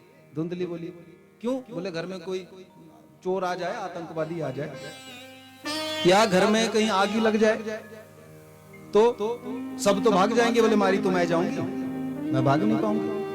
तो पड़ोसन बोली अरे बहन तू क्यों ऐसा उल्टा पुल्टा सोचती है, क्यों इतना उल्टी ही बात क्यों सोचती है, सीधा सीधा भी सोच लिया कर कभी। अरे इस पूरे गांव में इतनी माताओं ने जन्म दिया बच्चों को, कभी उनके घर में ना आग लगी ना कोई चोर आए, तेरी बारी में ही होगा ये सब, ऐसा क्यों सोच रही है तू? बहुत समझाने का प्रयास किया लेकिन धुंधली। और बोले सबसे बड़ी समस्या तो धुंधली ने बताई, बोले जब मेरा गर्भ बढ़ जाएगा, उधर बढ़ जाएगा तो मैं काम काज नहीं कर पाऊंगी, घर का कौन करेगा, घर का इतना काम। तो पड़ोसन बोली बहन उसमें क्या चिंता वाली बात है, अब बोले अपने कब काम आते हैं, तो अपनी ननद को बुला लेना कुछ समय के लिए, तो ननद आके आपका काम कर जाएगी। बोले ना उसको तो बिल्कुल नहीं बुलाऊंगी। क्यों? बोले देखो ना तुम्हारी सबकी ननद अच्छी है मुझे पता है सबकी, लेकिन जो मेरी ननद है ना वो, बोले कैसी है? बोले एकदम चोरटी, इतनी चोरटी है तुम कह रही हो उसको बुलाना, 6 महीने में 6 दिन भी रह जाएगी मेरे घर में, पूरा घर साफ कर देगी, पता नहीं लगाएगी, ऐसी चोरटी है। उसको तो बिल्कुल नहीं बुलाऊंगा। अब पड़ोसी ने कहा बहन तब तेरी इच्छा है, जैसा करना वैसा कर तू। पड़ोसन तो चली गई, उसने अपनी बहन को बुला लिया, धुंधली ने बहन के साथ बताया, तो बहन के मन में तो एक बात आ गई, बोले देखो इसके घर में कोई संतान नहीं है और धन संपत्ति की कोई कमी नहीं है, तो उसकी नजर तो सीधी उसकी धन संपत्ति पर पड़ गई, और अपने तो पहले ही 5-6 पुत्र हैं। तो उसके मन में एक ही बात आई, जैसे ना कैसे मेरा ही एक पुत्र इसको दे दूंगी, अपना एक यहाँ एडजस्ट कर दूंगी, ये तो कुछ दिनों के मेहमान है, तो मर जाएंगे तो फिर सारा माल अपना हो जाएगा। तो उसने कहा अरे बहन तू क्यों टेंशन ले रही है, क्यों इतना वो सिर दर्द लेगी, इतनी परेशानी मोल लेगी, मेरी बात मान, तुझे पुत्र भी मिल जाएगा और कष्ट भी नहीं झेलना पड़ेगा। बोला ऐसे कैसे होगा, मैं बताऊंगी, एक काम कर, पंडित जी को कह दे कि तुमने फल खा लिया और तू थोड़ी एक्टिंग कर गर्भवती होने की कुछ समय। बोले अच्छा, और जब अभी मेरे गर्भ में बालक है, और जैसे ही मेरे बालक हो जाएगा मैं तुमको रातों रात पहुंचा दूंगी, तुम मेरे को थोड़ा सा पैसे दे देना, धन दे देना, मेरे पति देव मान जाएंगे और तुम्हारा भी काम बन जाएगा। अब तो धुंधली बड़ी प्रसन्न हुई, बोले तू मेरी असली बहन है, तू मेरा कितना हित चिंतक है, कितनी अच्छा सोचती है तू मेरे लिए। और देखो यही समस्या है, हमें समझ नहीं आ पाती कौन हमारा अच्छा सोचता है और कौन। धुंधली सोच रही है तो बड़ी मेरा अच्छा सोच रही है, लेकिन उसके मन में क्या है धुंधली क्या जाने। और वैसा ही किया, धुंधली ने क्या किया, बोले पंडित जी हमने तो फल खा लिया, बड़े प्रसन्न हुए आत्मदेव जी। बोले कुछ लाभ हुआ, बोले महाराज बिल्कुल हुआ। और जी हुई 2-3 महीने हुए ना, तो थोड़े से कपड़े डाल लिए पेट में, और 4-5-6 महीने हुए तो सिराना ही ठूंस दिया, अब तो पूरा जा इतना बड़ा कर लिया पेट। आत्मदेव जी तो महाराज अब इतने प्रसन्न हो रहे, बोले अरे वाह हमारे तो अब घर में संतान होगी, खूब प्रसन्न हो रहे बेचारे भोले भाले पंडित जी। और इधर अभी 6 महीने हुए थे, एक दिन पंडित जी गए बाहर और इधर पीछे से बालक ने जन्म ले लिया। पूरे शहर में हल्ला हो गया, बोले आत्मदेव जी के संतान हो गई। आत्मदेव जी तक सूचना पहुंची, बोले हे भगवान 6 महीने में ही बेटा हो गया। 6 महीने 9 महीने लगते थे। तो घर आकर पूछे धुंधली को, बोले धुंधली ये सब 6 महीने में ही? तो बोले महाराज हम क्या जाने, अब भगवान की इच्छा। बोले जो भी हो चलो हमारा मनोरथ पूर्ण हुआ। लेकिन धुंधली बोली एक समस्या है। क्या? बोले हमारे स्तनों में दूध नहीं है। अब कहां से दूध होगा, जब बालक ही नहीं हुआ तो दूध कहां से आएगा। बोले इसको पालेंगे पोसेंगे कैसे। तो धुंधली बोली मेरी बहन के भी संतान हुई थी लेकिन वो बालक मर गया, तो एक काम करो मेरी बहन को बुलाओ, वही इसको दूध पिला के पाल पोस लेगी। और मासी और माँ में वैसे भी क्या अंतर होता है, कोई अंतर नहीं। तो बुला लिया और उसी का ही दूध पीकर ये बालक बड़ा होने लगा। आत्मदेव जी ने कहा इस बालक का नाम मैं रखूंगा अपने नाम के जैसा। बोले मेरा नाम है आत्मदेव, इसका नाम रखूंगा मैं ब्रह्मदेव। धुंधली एकदम बोली अच्छा। बोले कष्ट सहे मैंने, इतनी पीड़ा सही इसको जन्म देने में, और नाम रखने वाले आप आएंगे बड़े। मैं इसका नाम रखूंगी आपके नाम की तरह नहीं, अपने नाम की तरह रखूंगी। मेरा नाम धुंधली, इसका नाम होगा धुंधुकारी। बोले देवी ये कोई नाम है धुंधुकारी, कैसा नाम है, अच्छा नाम रखो कोई। बोले अच्छा है धुंधुकारी। धूम धूम करोती थी धूम धूम कराती, जो बोले धूम धूम करता रहे हर जगह, उसका नाम है धुंधुकारी। तो इसका नाम तो धुंधुकारी रखूंगा। आत्मदेव जी बोले जैसी तुम्हारी इच्छा। और इधर हुआ क्या, वो जो फल था ना, वो फल खिला दिया था उसने गाय को। और इधर 3 महीने के बाद वो गाय ने भी एक सुंदर बालक को जन्म दिया। और सब बड़े हैरान हुए, बोले भैया गाय के तो बछड़ा होना चाहिए था, लेकिन गाय ने भी कैसे बालक को जन्म दिया, मनुष्य आकार, देखने में बिल्कुल मनुष्य की तरह, केवल कान गाय की तरह बड़े बड़े। इतने प्रसन्न हुए आत्मदेव जी। बोले देखो भैया ये भगवान भी जब देता है ना तो बोले छप्पर फाड़ के देता है।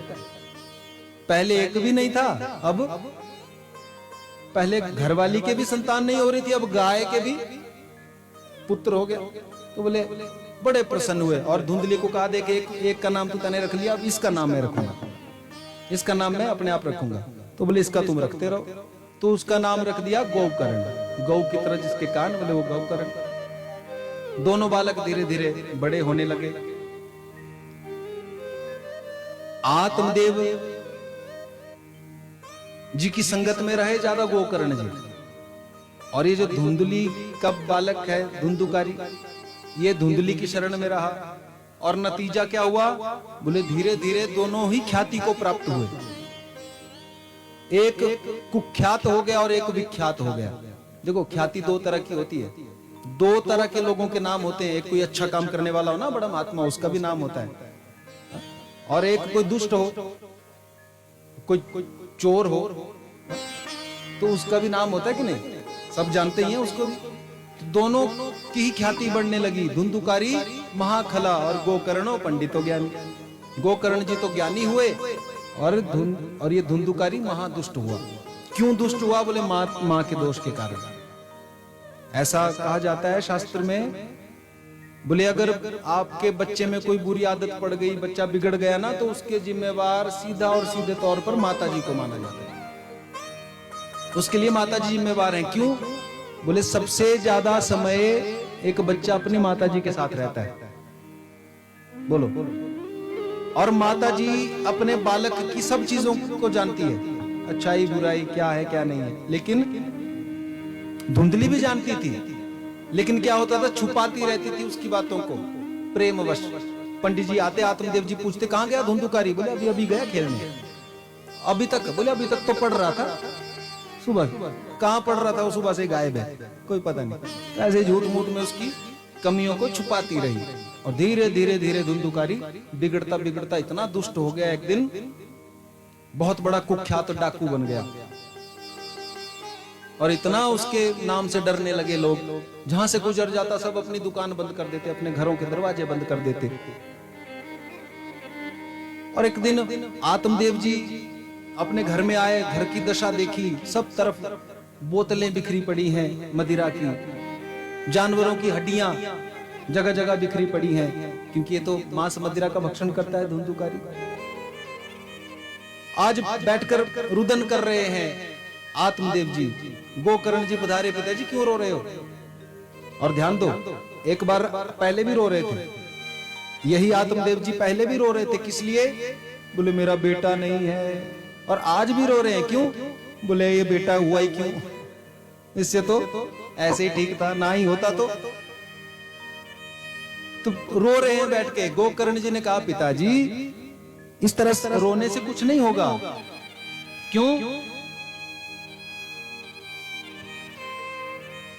देह अस्ति मासुरुधिरे भीमतिं त्यजतम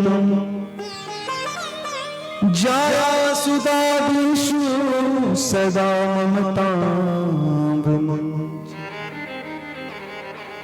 बोले पिताजी इस हार्ड मांस के शरीर में इतना आसक्त मत होइए। ये कौन किसका बेटा, कौन किसका बाप, ये सब संसार के रिश्ते हैं पिताजी, सब झूठे नाते हैं।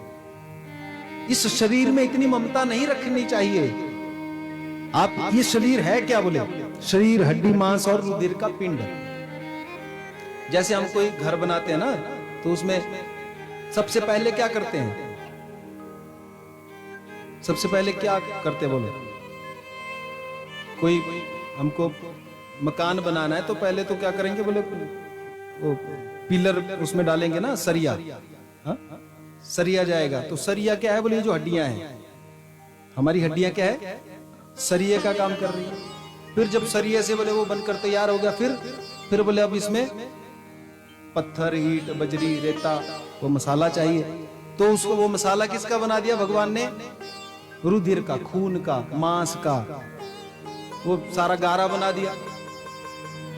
और फिर ये तो शुक्र मनाओ भगवान का, बोले बाहर से बढ़िया सा प्लस्तर भी कर दिया।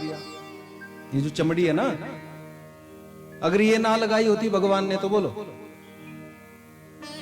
इस शरीर के भीतर जरा कोई झांक के देख लेना, तो बोलो कोई किसी से प्रेम कर सकता है ये शरीर प्रेम करने के लायक? गंदगी का ढेर है ये शरीर। बोलो, इतनी गंदगी इस शरीर में भरी पड़ी है, तो बोले इस शरीर के ऊपर इतनी ममता, इतना मोह करने की क्या आवश्यकता है पिताजी? ऐसा सुंदर उपदेश अपने पिताजी को दिया। पिताजी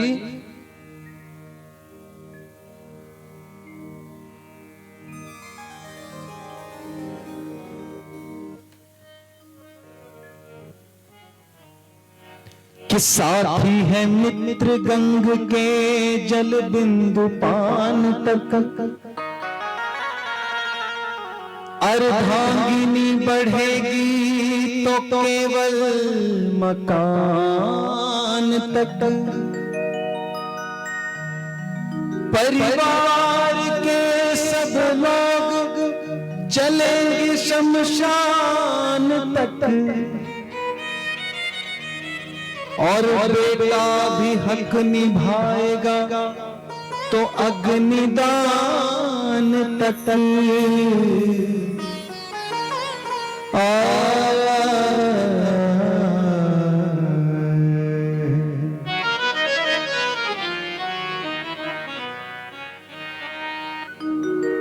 उससे तो आगे,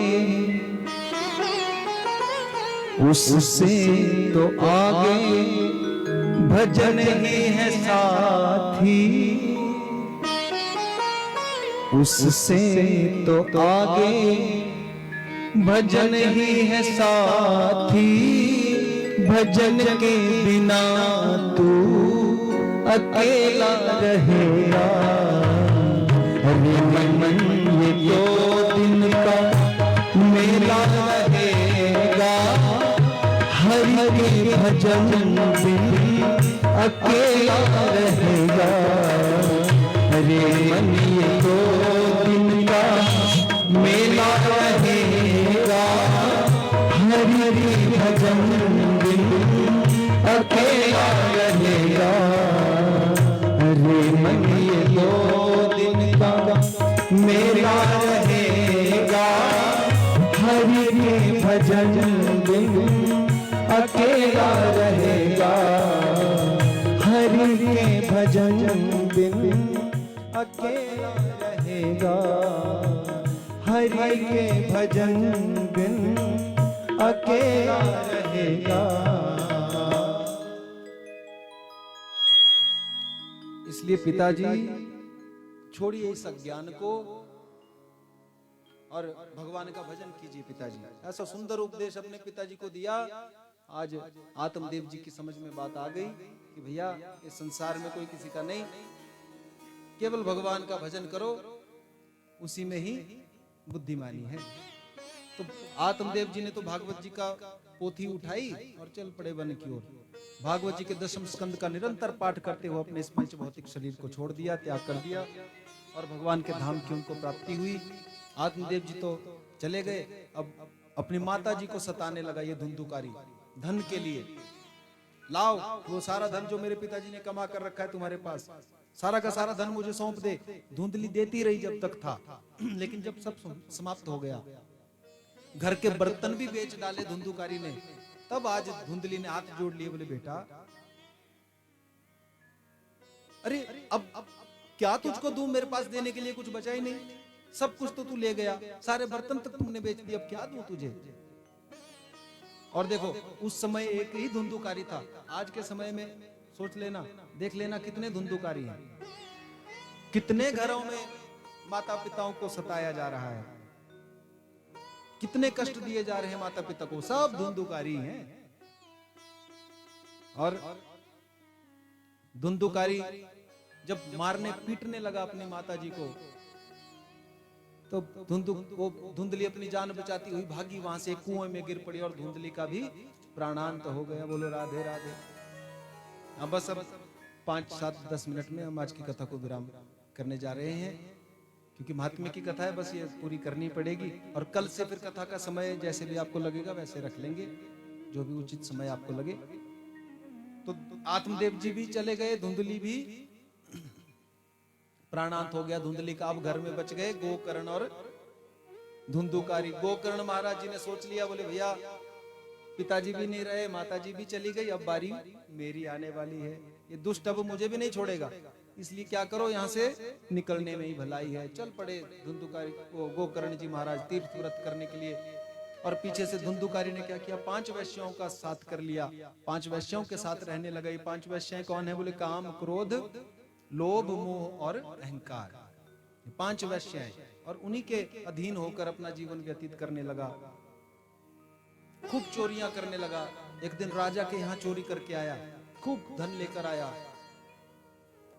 और इन वैश्याओं ने सोचा, बोले देखो धन तो इसने खूब इकट्ठा कर लिया है, हमारा पूरा जीवन आराम से निकल जाएगा, लेकिन जिस तरह से ये चोरी कर रहा है, बोले किसी ना किसी दिन पकड़ा जाएगा जरूर, और जिस दिन ये पकड़ा गया तो इसके साथ साथ हमारी भी बारी आएगी, राजा हमको भी दंड देगा। तो इसलिए एक काम करो, अब इसकी हमको आवश्यकता नहीं है, धन हमारे पास बहुत हो गया, इसको मार डालो। तो 5 वैश्याओं ने उसको पकड़ा और बोले ऐसी बुरी मौत उसको मारा।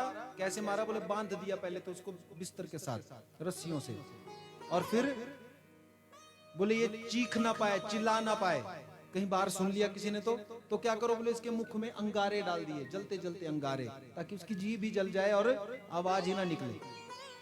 तो ऐसी मौत धुंधुकारी को दी और उसी घर में दफना दिया धुंधुकारी को। और लोग पूछते, बोले धुंधुकारी कहां गया? बोले वो बाहर गए हैं विदेश।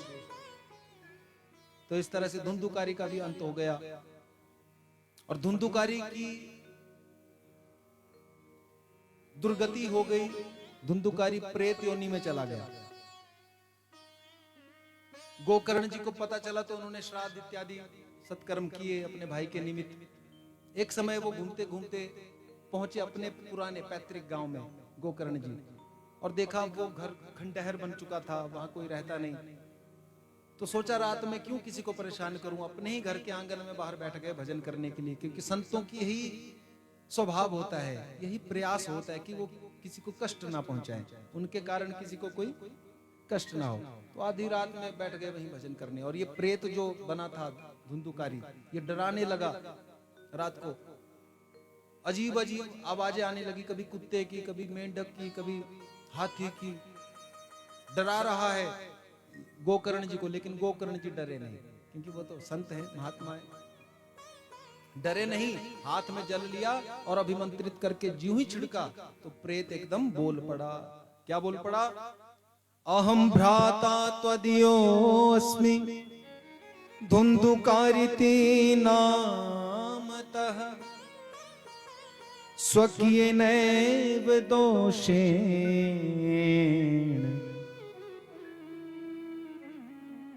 ब्रह्मत्वं नाशितम् मया। अरे भैया, मैं आपका ही भाई हूं धुंधुकारी, अपने ही दोषों के कारण मैंने अपने ब्रह्मत्व को समाप्त कर दिया, और मैंने ऐसे ऐसे पाप किए भैया जिन पापों की कोई गिनती नहीं है, और मैं प्रेत बनकर भटक रहा हूं भैया। मुझे भूख लगती है लेकिन भोजन नहीं पा सकता, मुझे प्यास लगती है लेकिन जल ग्रहण नहीं कर सकता। क्यों? प्रेत योनि में बोले शरीर प्राप्त नहीं होता, भूख तो लगेगी पर खा नहीं सकता कुछ, प्यास तो लगेगी पर कुछ ग्रहण नहीं कर सकता, क्योंकि शरीर तो है नहीं। इसलिए भैया आप मेरी मुक्ति का कोई उपाय बताइए।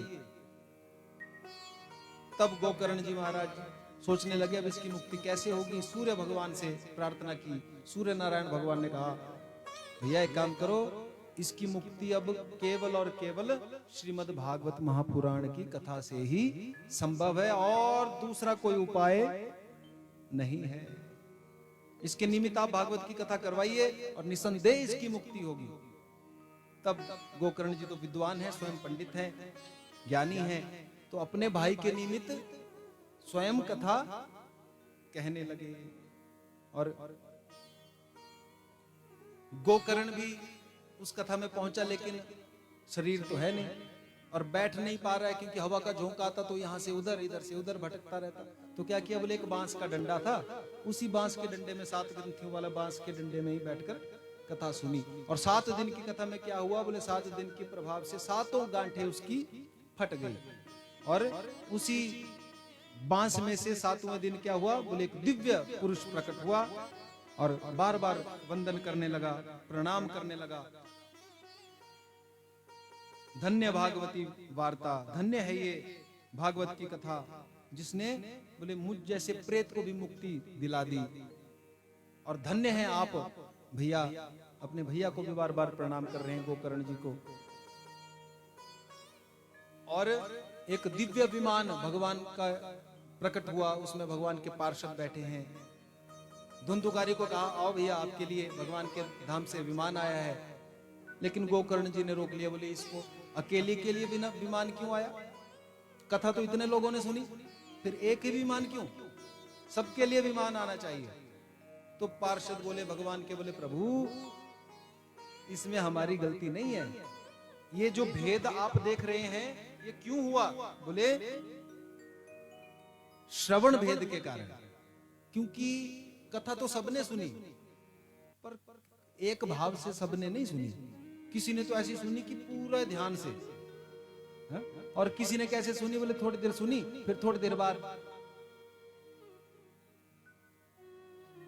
फिर कुछ और याद आ गई, फिर वो उस टेंशन में बैठे तो ये कथा में ही है। लेकिन देखो कथा में बैठना अलग बात है, लेकिन कथा हमारे बीच में बैठ जाए, हमारे भीतर बैठ जाए, हम कथा में बैठे वो जरूरी नहीं है, लेकिन कथा हमारे भीतर बैठ जाए वो जरूरी है।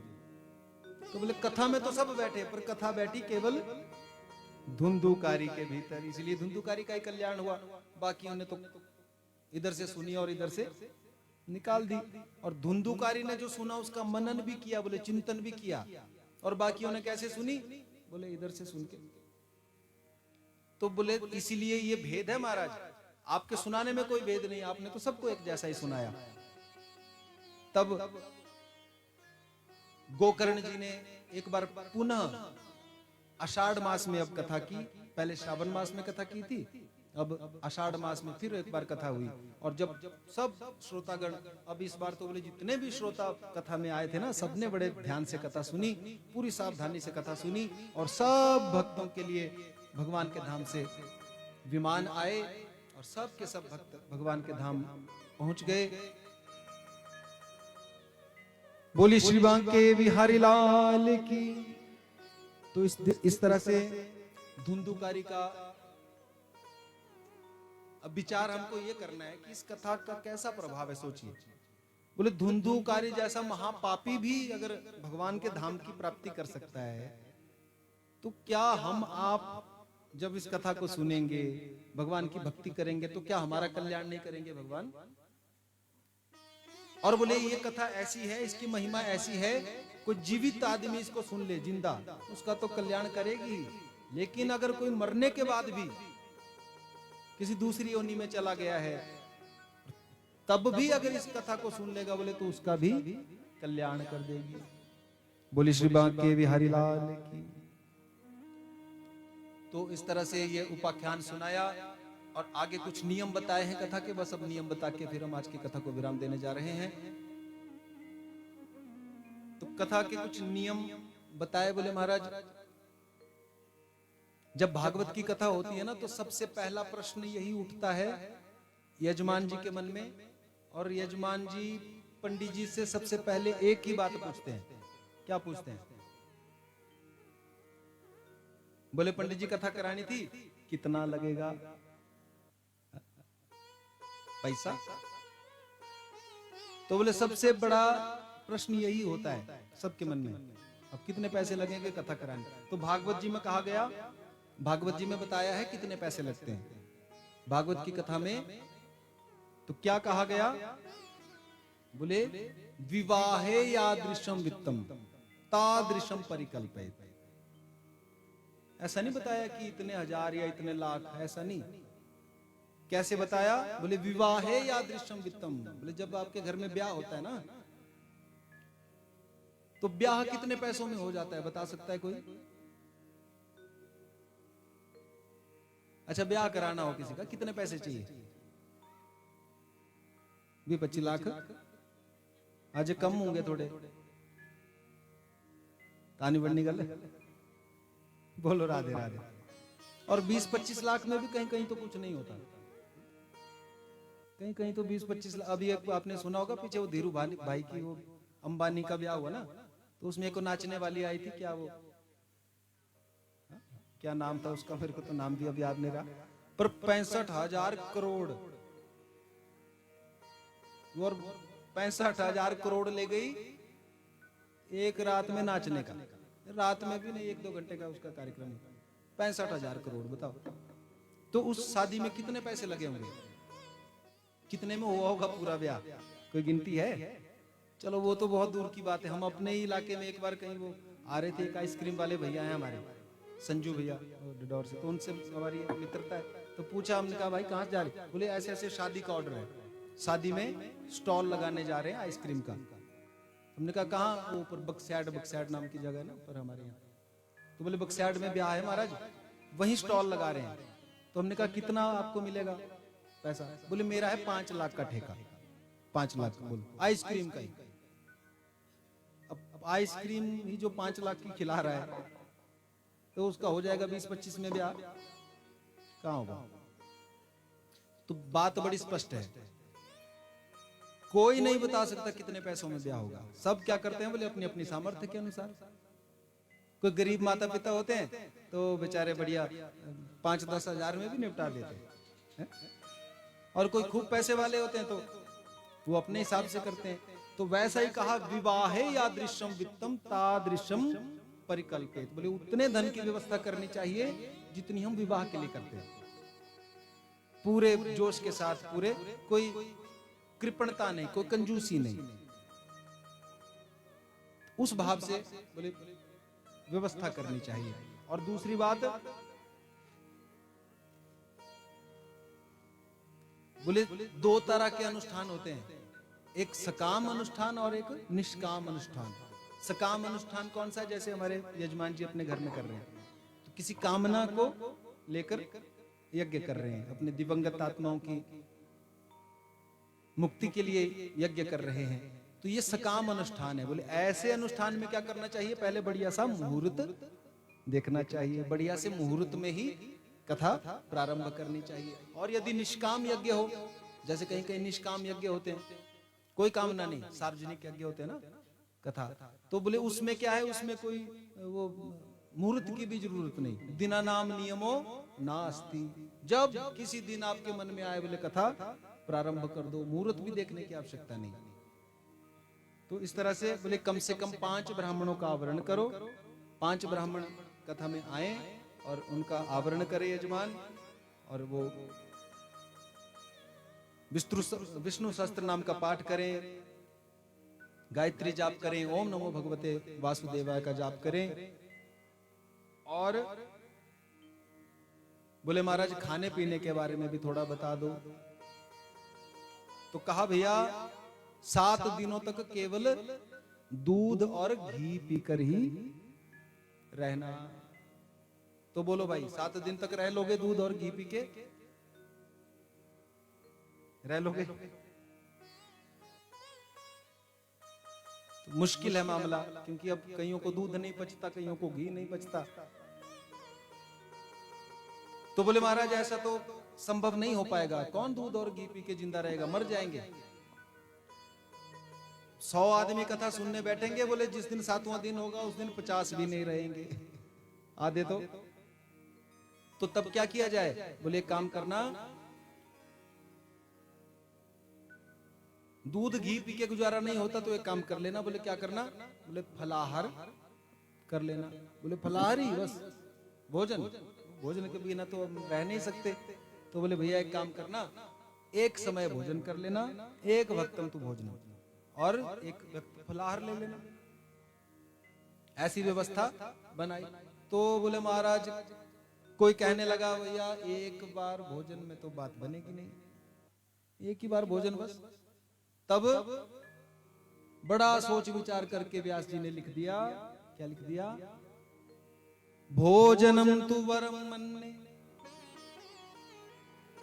कथा श्रवण कारकम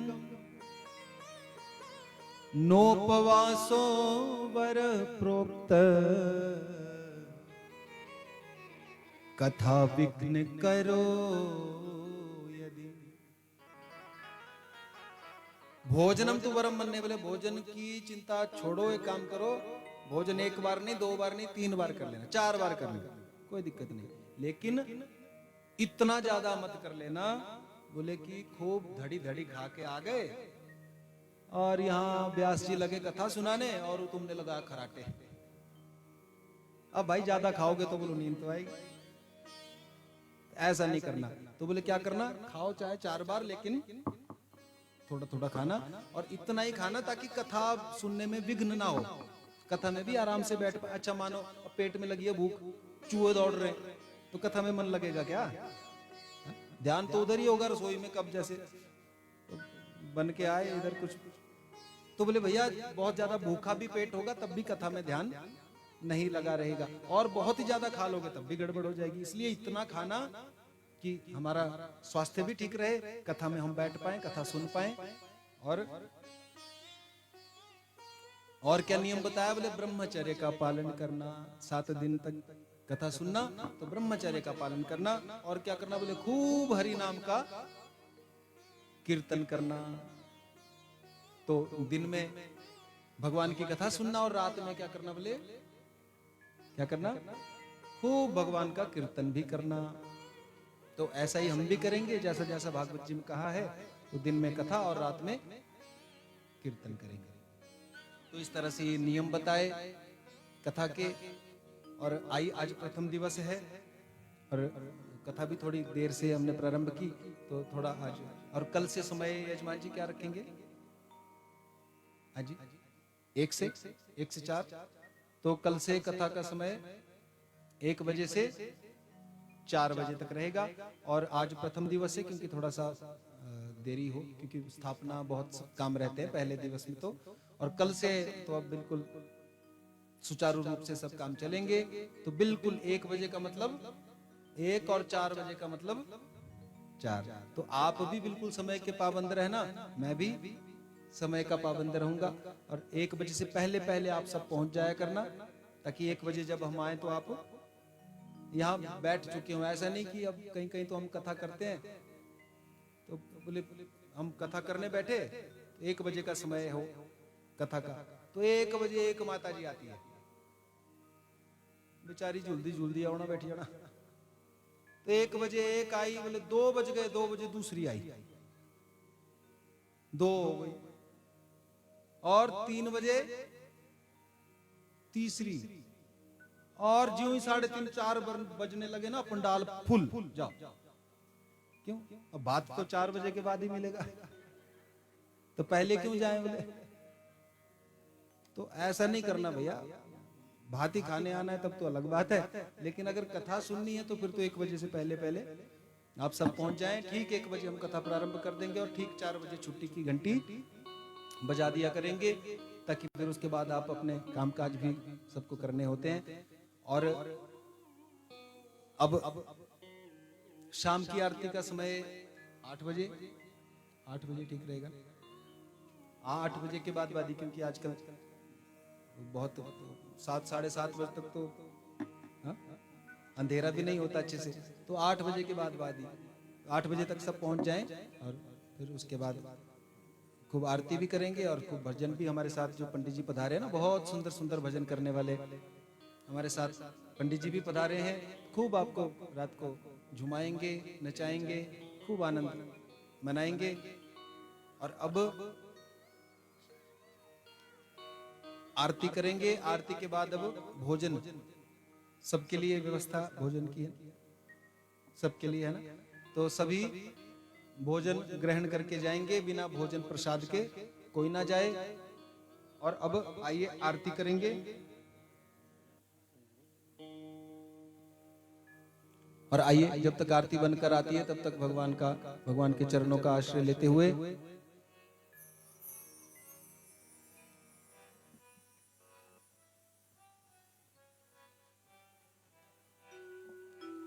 हो राणा जी तेरे महल चौबारे, सब छोड़ यहीं मैं जाऊंगी। मैं तो गोविंद गोविंद गाऊंगी, मैं तो गोविंद गोविंद गाऊंगी, मैं तो गोविंद गोविंद गाऊंगी, मैं तो गोविंद गोविंद गाऊंगी।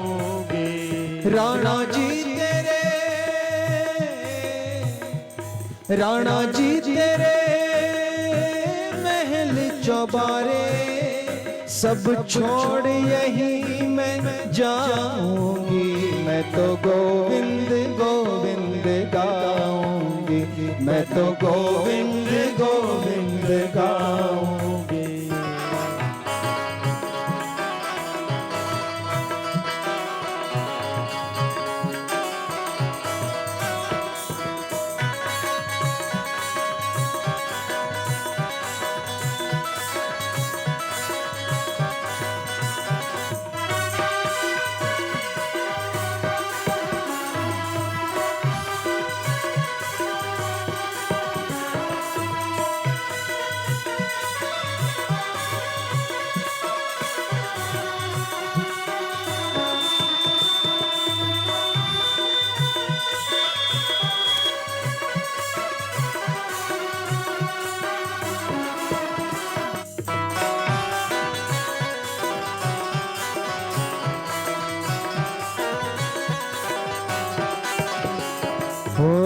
वृंदावन में जाके रहूंगी, वृंदावन में जाके रहूंगी, सुख दुख अपने आप सहूंगी, सुख दुख अपने आप सहूंगी। प्रेम प्रीत के बांध के घुंघरू, प्रेम प्रीत के बांध के घुंघरू, मैं तो नाच नाच बल खाऊंगी, मैं तो गोविंद गोविंद गाऊंगी, मैं तो गोविंद गोविंद गाऊंगी, मैं तो गोविंद गोविंद गाऊंगी, मैं तो गोविंद गोविंद गाऊंगी। राणा जी तेरे महल चौबारे सब छोड़ यही मैं जाऊंगी, मैं तो गोविंद गोविंद गाऊंगी, मैं तो गोविंद गोविंद गाऊंगी, मैं तो गोविंद गोविंद गाऊंगी, मैं तो गोविंद गोविंद गाऊंगी, मैं तो गोविंद गोविंद गाऊंगी। बोली बांके बिहारी लाल की जय हो। और कोई कसर रह गई नाचने में तो शाम को आओ, खूब पूरी करेंगे शाम को। और आओ आरती।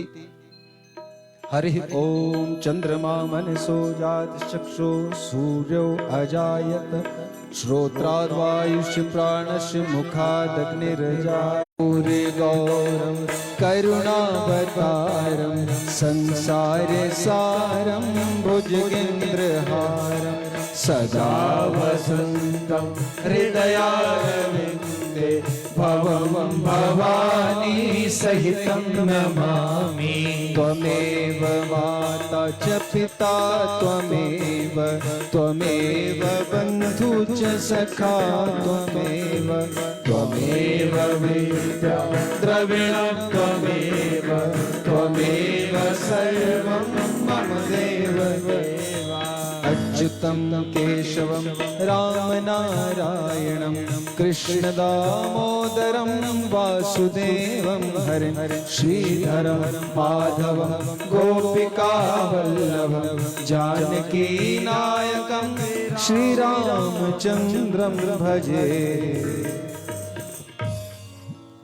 सर्वे भवन्तु सुखिनः सर्वे सन्तु निरामया सर्वे भद्राणि पश्यन्तु मा कश्चित् दुःखभाग् भवेत्। हरि ओम जनेन जिन्मजन्त देवास्तानि धर्माणि प्रथमान्यासन्न देहनाकं महिमानः सचन्त यत्र पूर्वे साध्याः सन्ति देवा। नाना सुगन्धि पुष्पाणि यथा कालोद्भवानि च पुष्पाञ्जलिर्मया दत्त्वा गृहाणां परमेश्वर। दिव्य मंत्र पुष्पाञ्जलिं समर्पयामि। पुराण पुरुषोत्तमाय नमो बोले श्री बांके बिहारी लाल की जय। श्रीमद् भागवत महापुराण की जय। सत सनातन धर्म की जय। गंगा मैया की जय। गौ माता की जय। अपने अपने माता पिता की जय। कथा कराने वालों की जय। कथा सुनने वालों का कल्याण। जय जय श्री राधे जय जय श्री राधे जय जय श्री राधे नमः पार्वती पते हर हर महादेव। श्री हरि। सभी भक्तों से निवेदन रहेगा, पुष्पाशीर्वाद के लिए आप लोग पंक्तिबद्ध होके आए और प्रभु का गुणगान करते सभी जाना है। श्री राधे। हरि ओम। ओम ओम।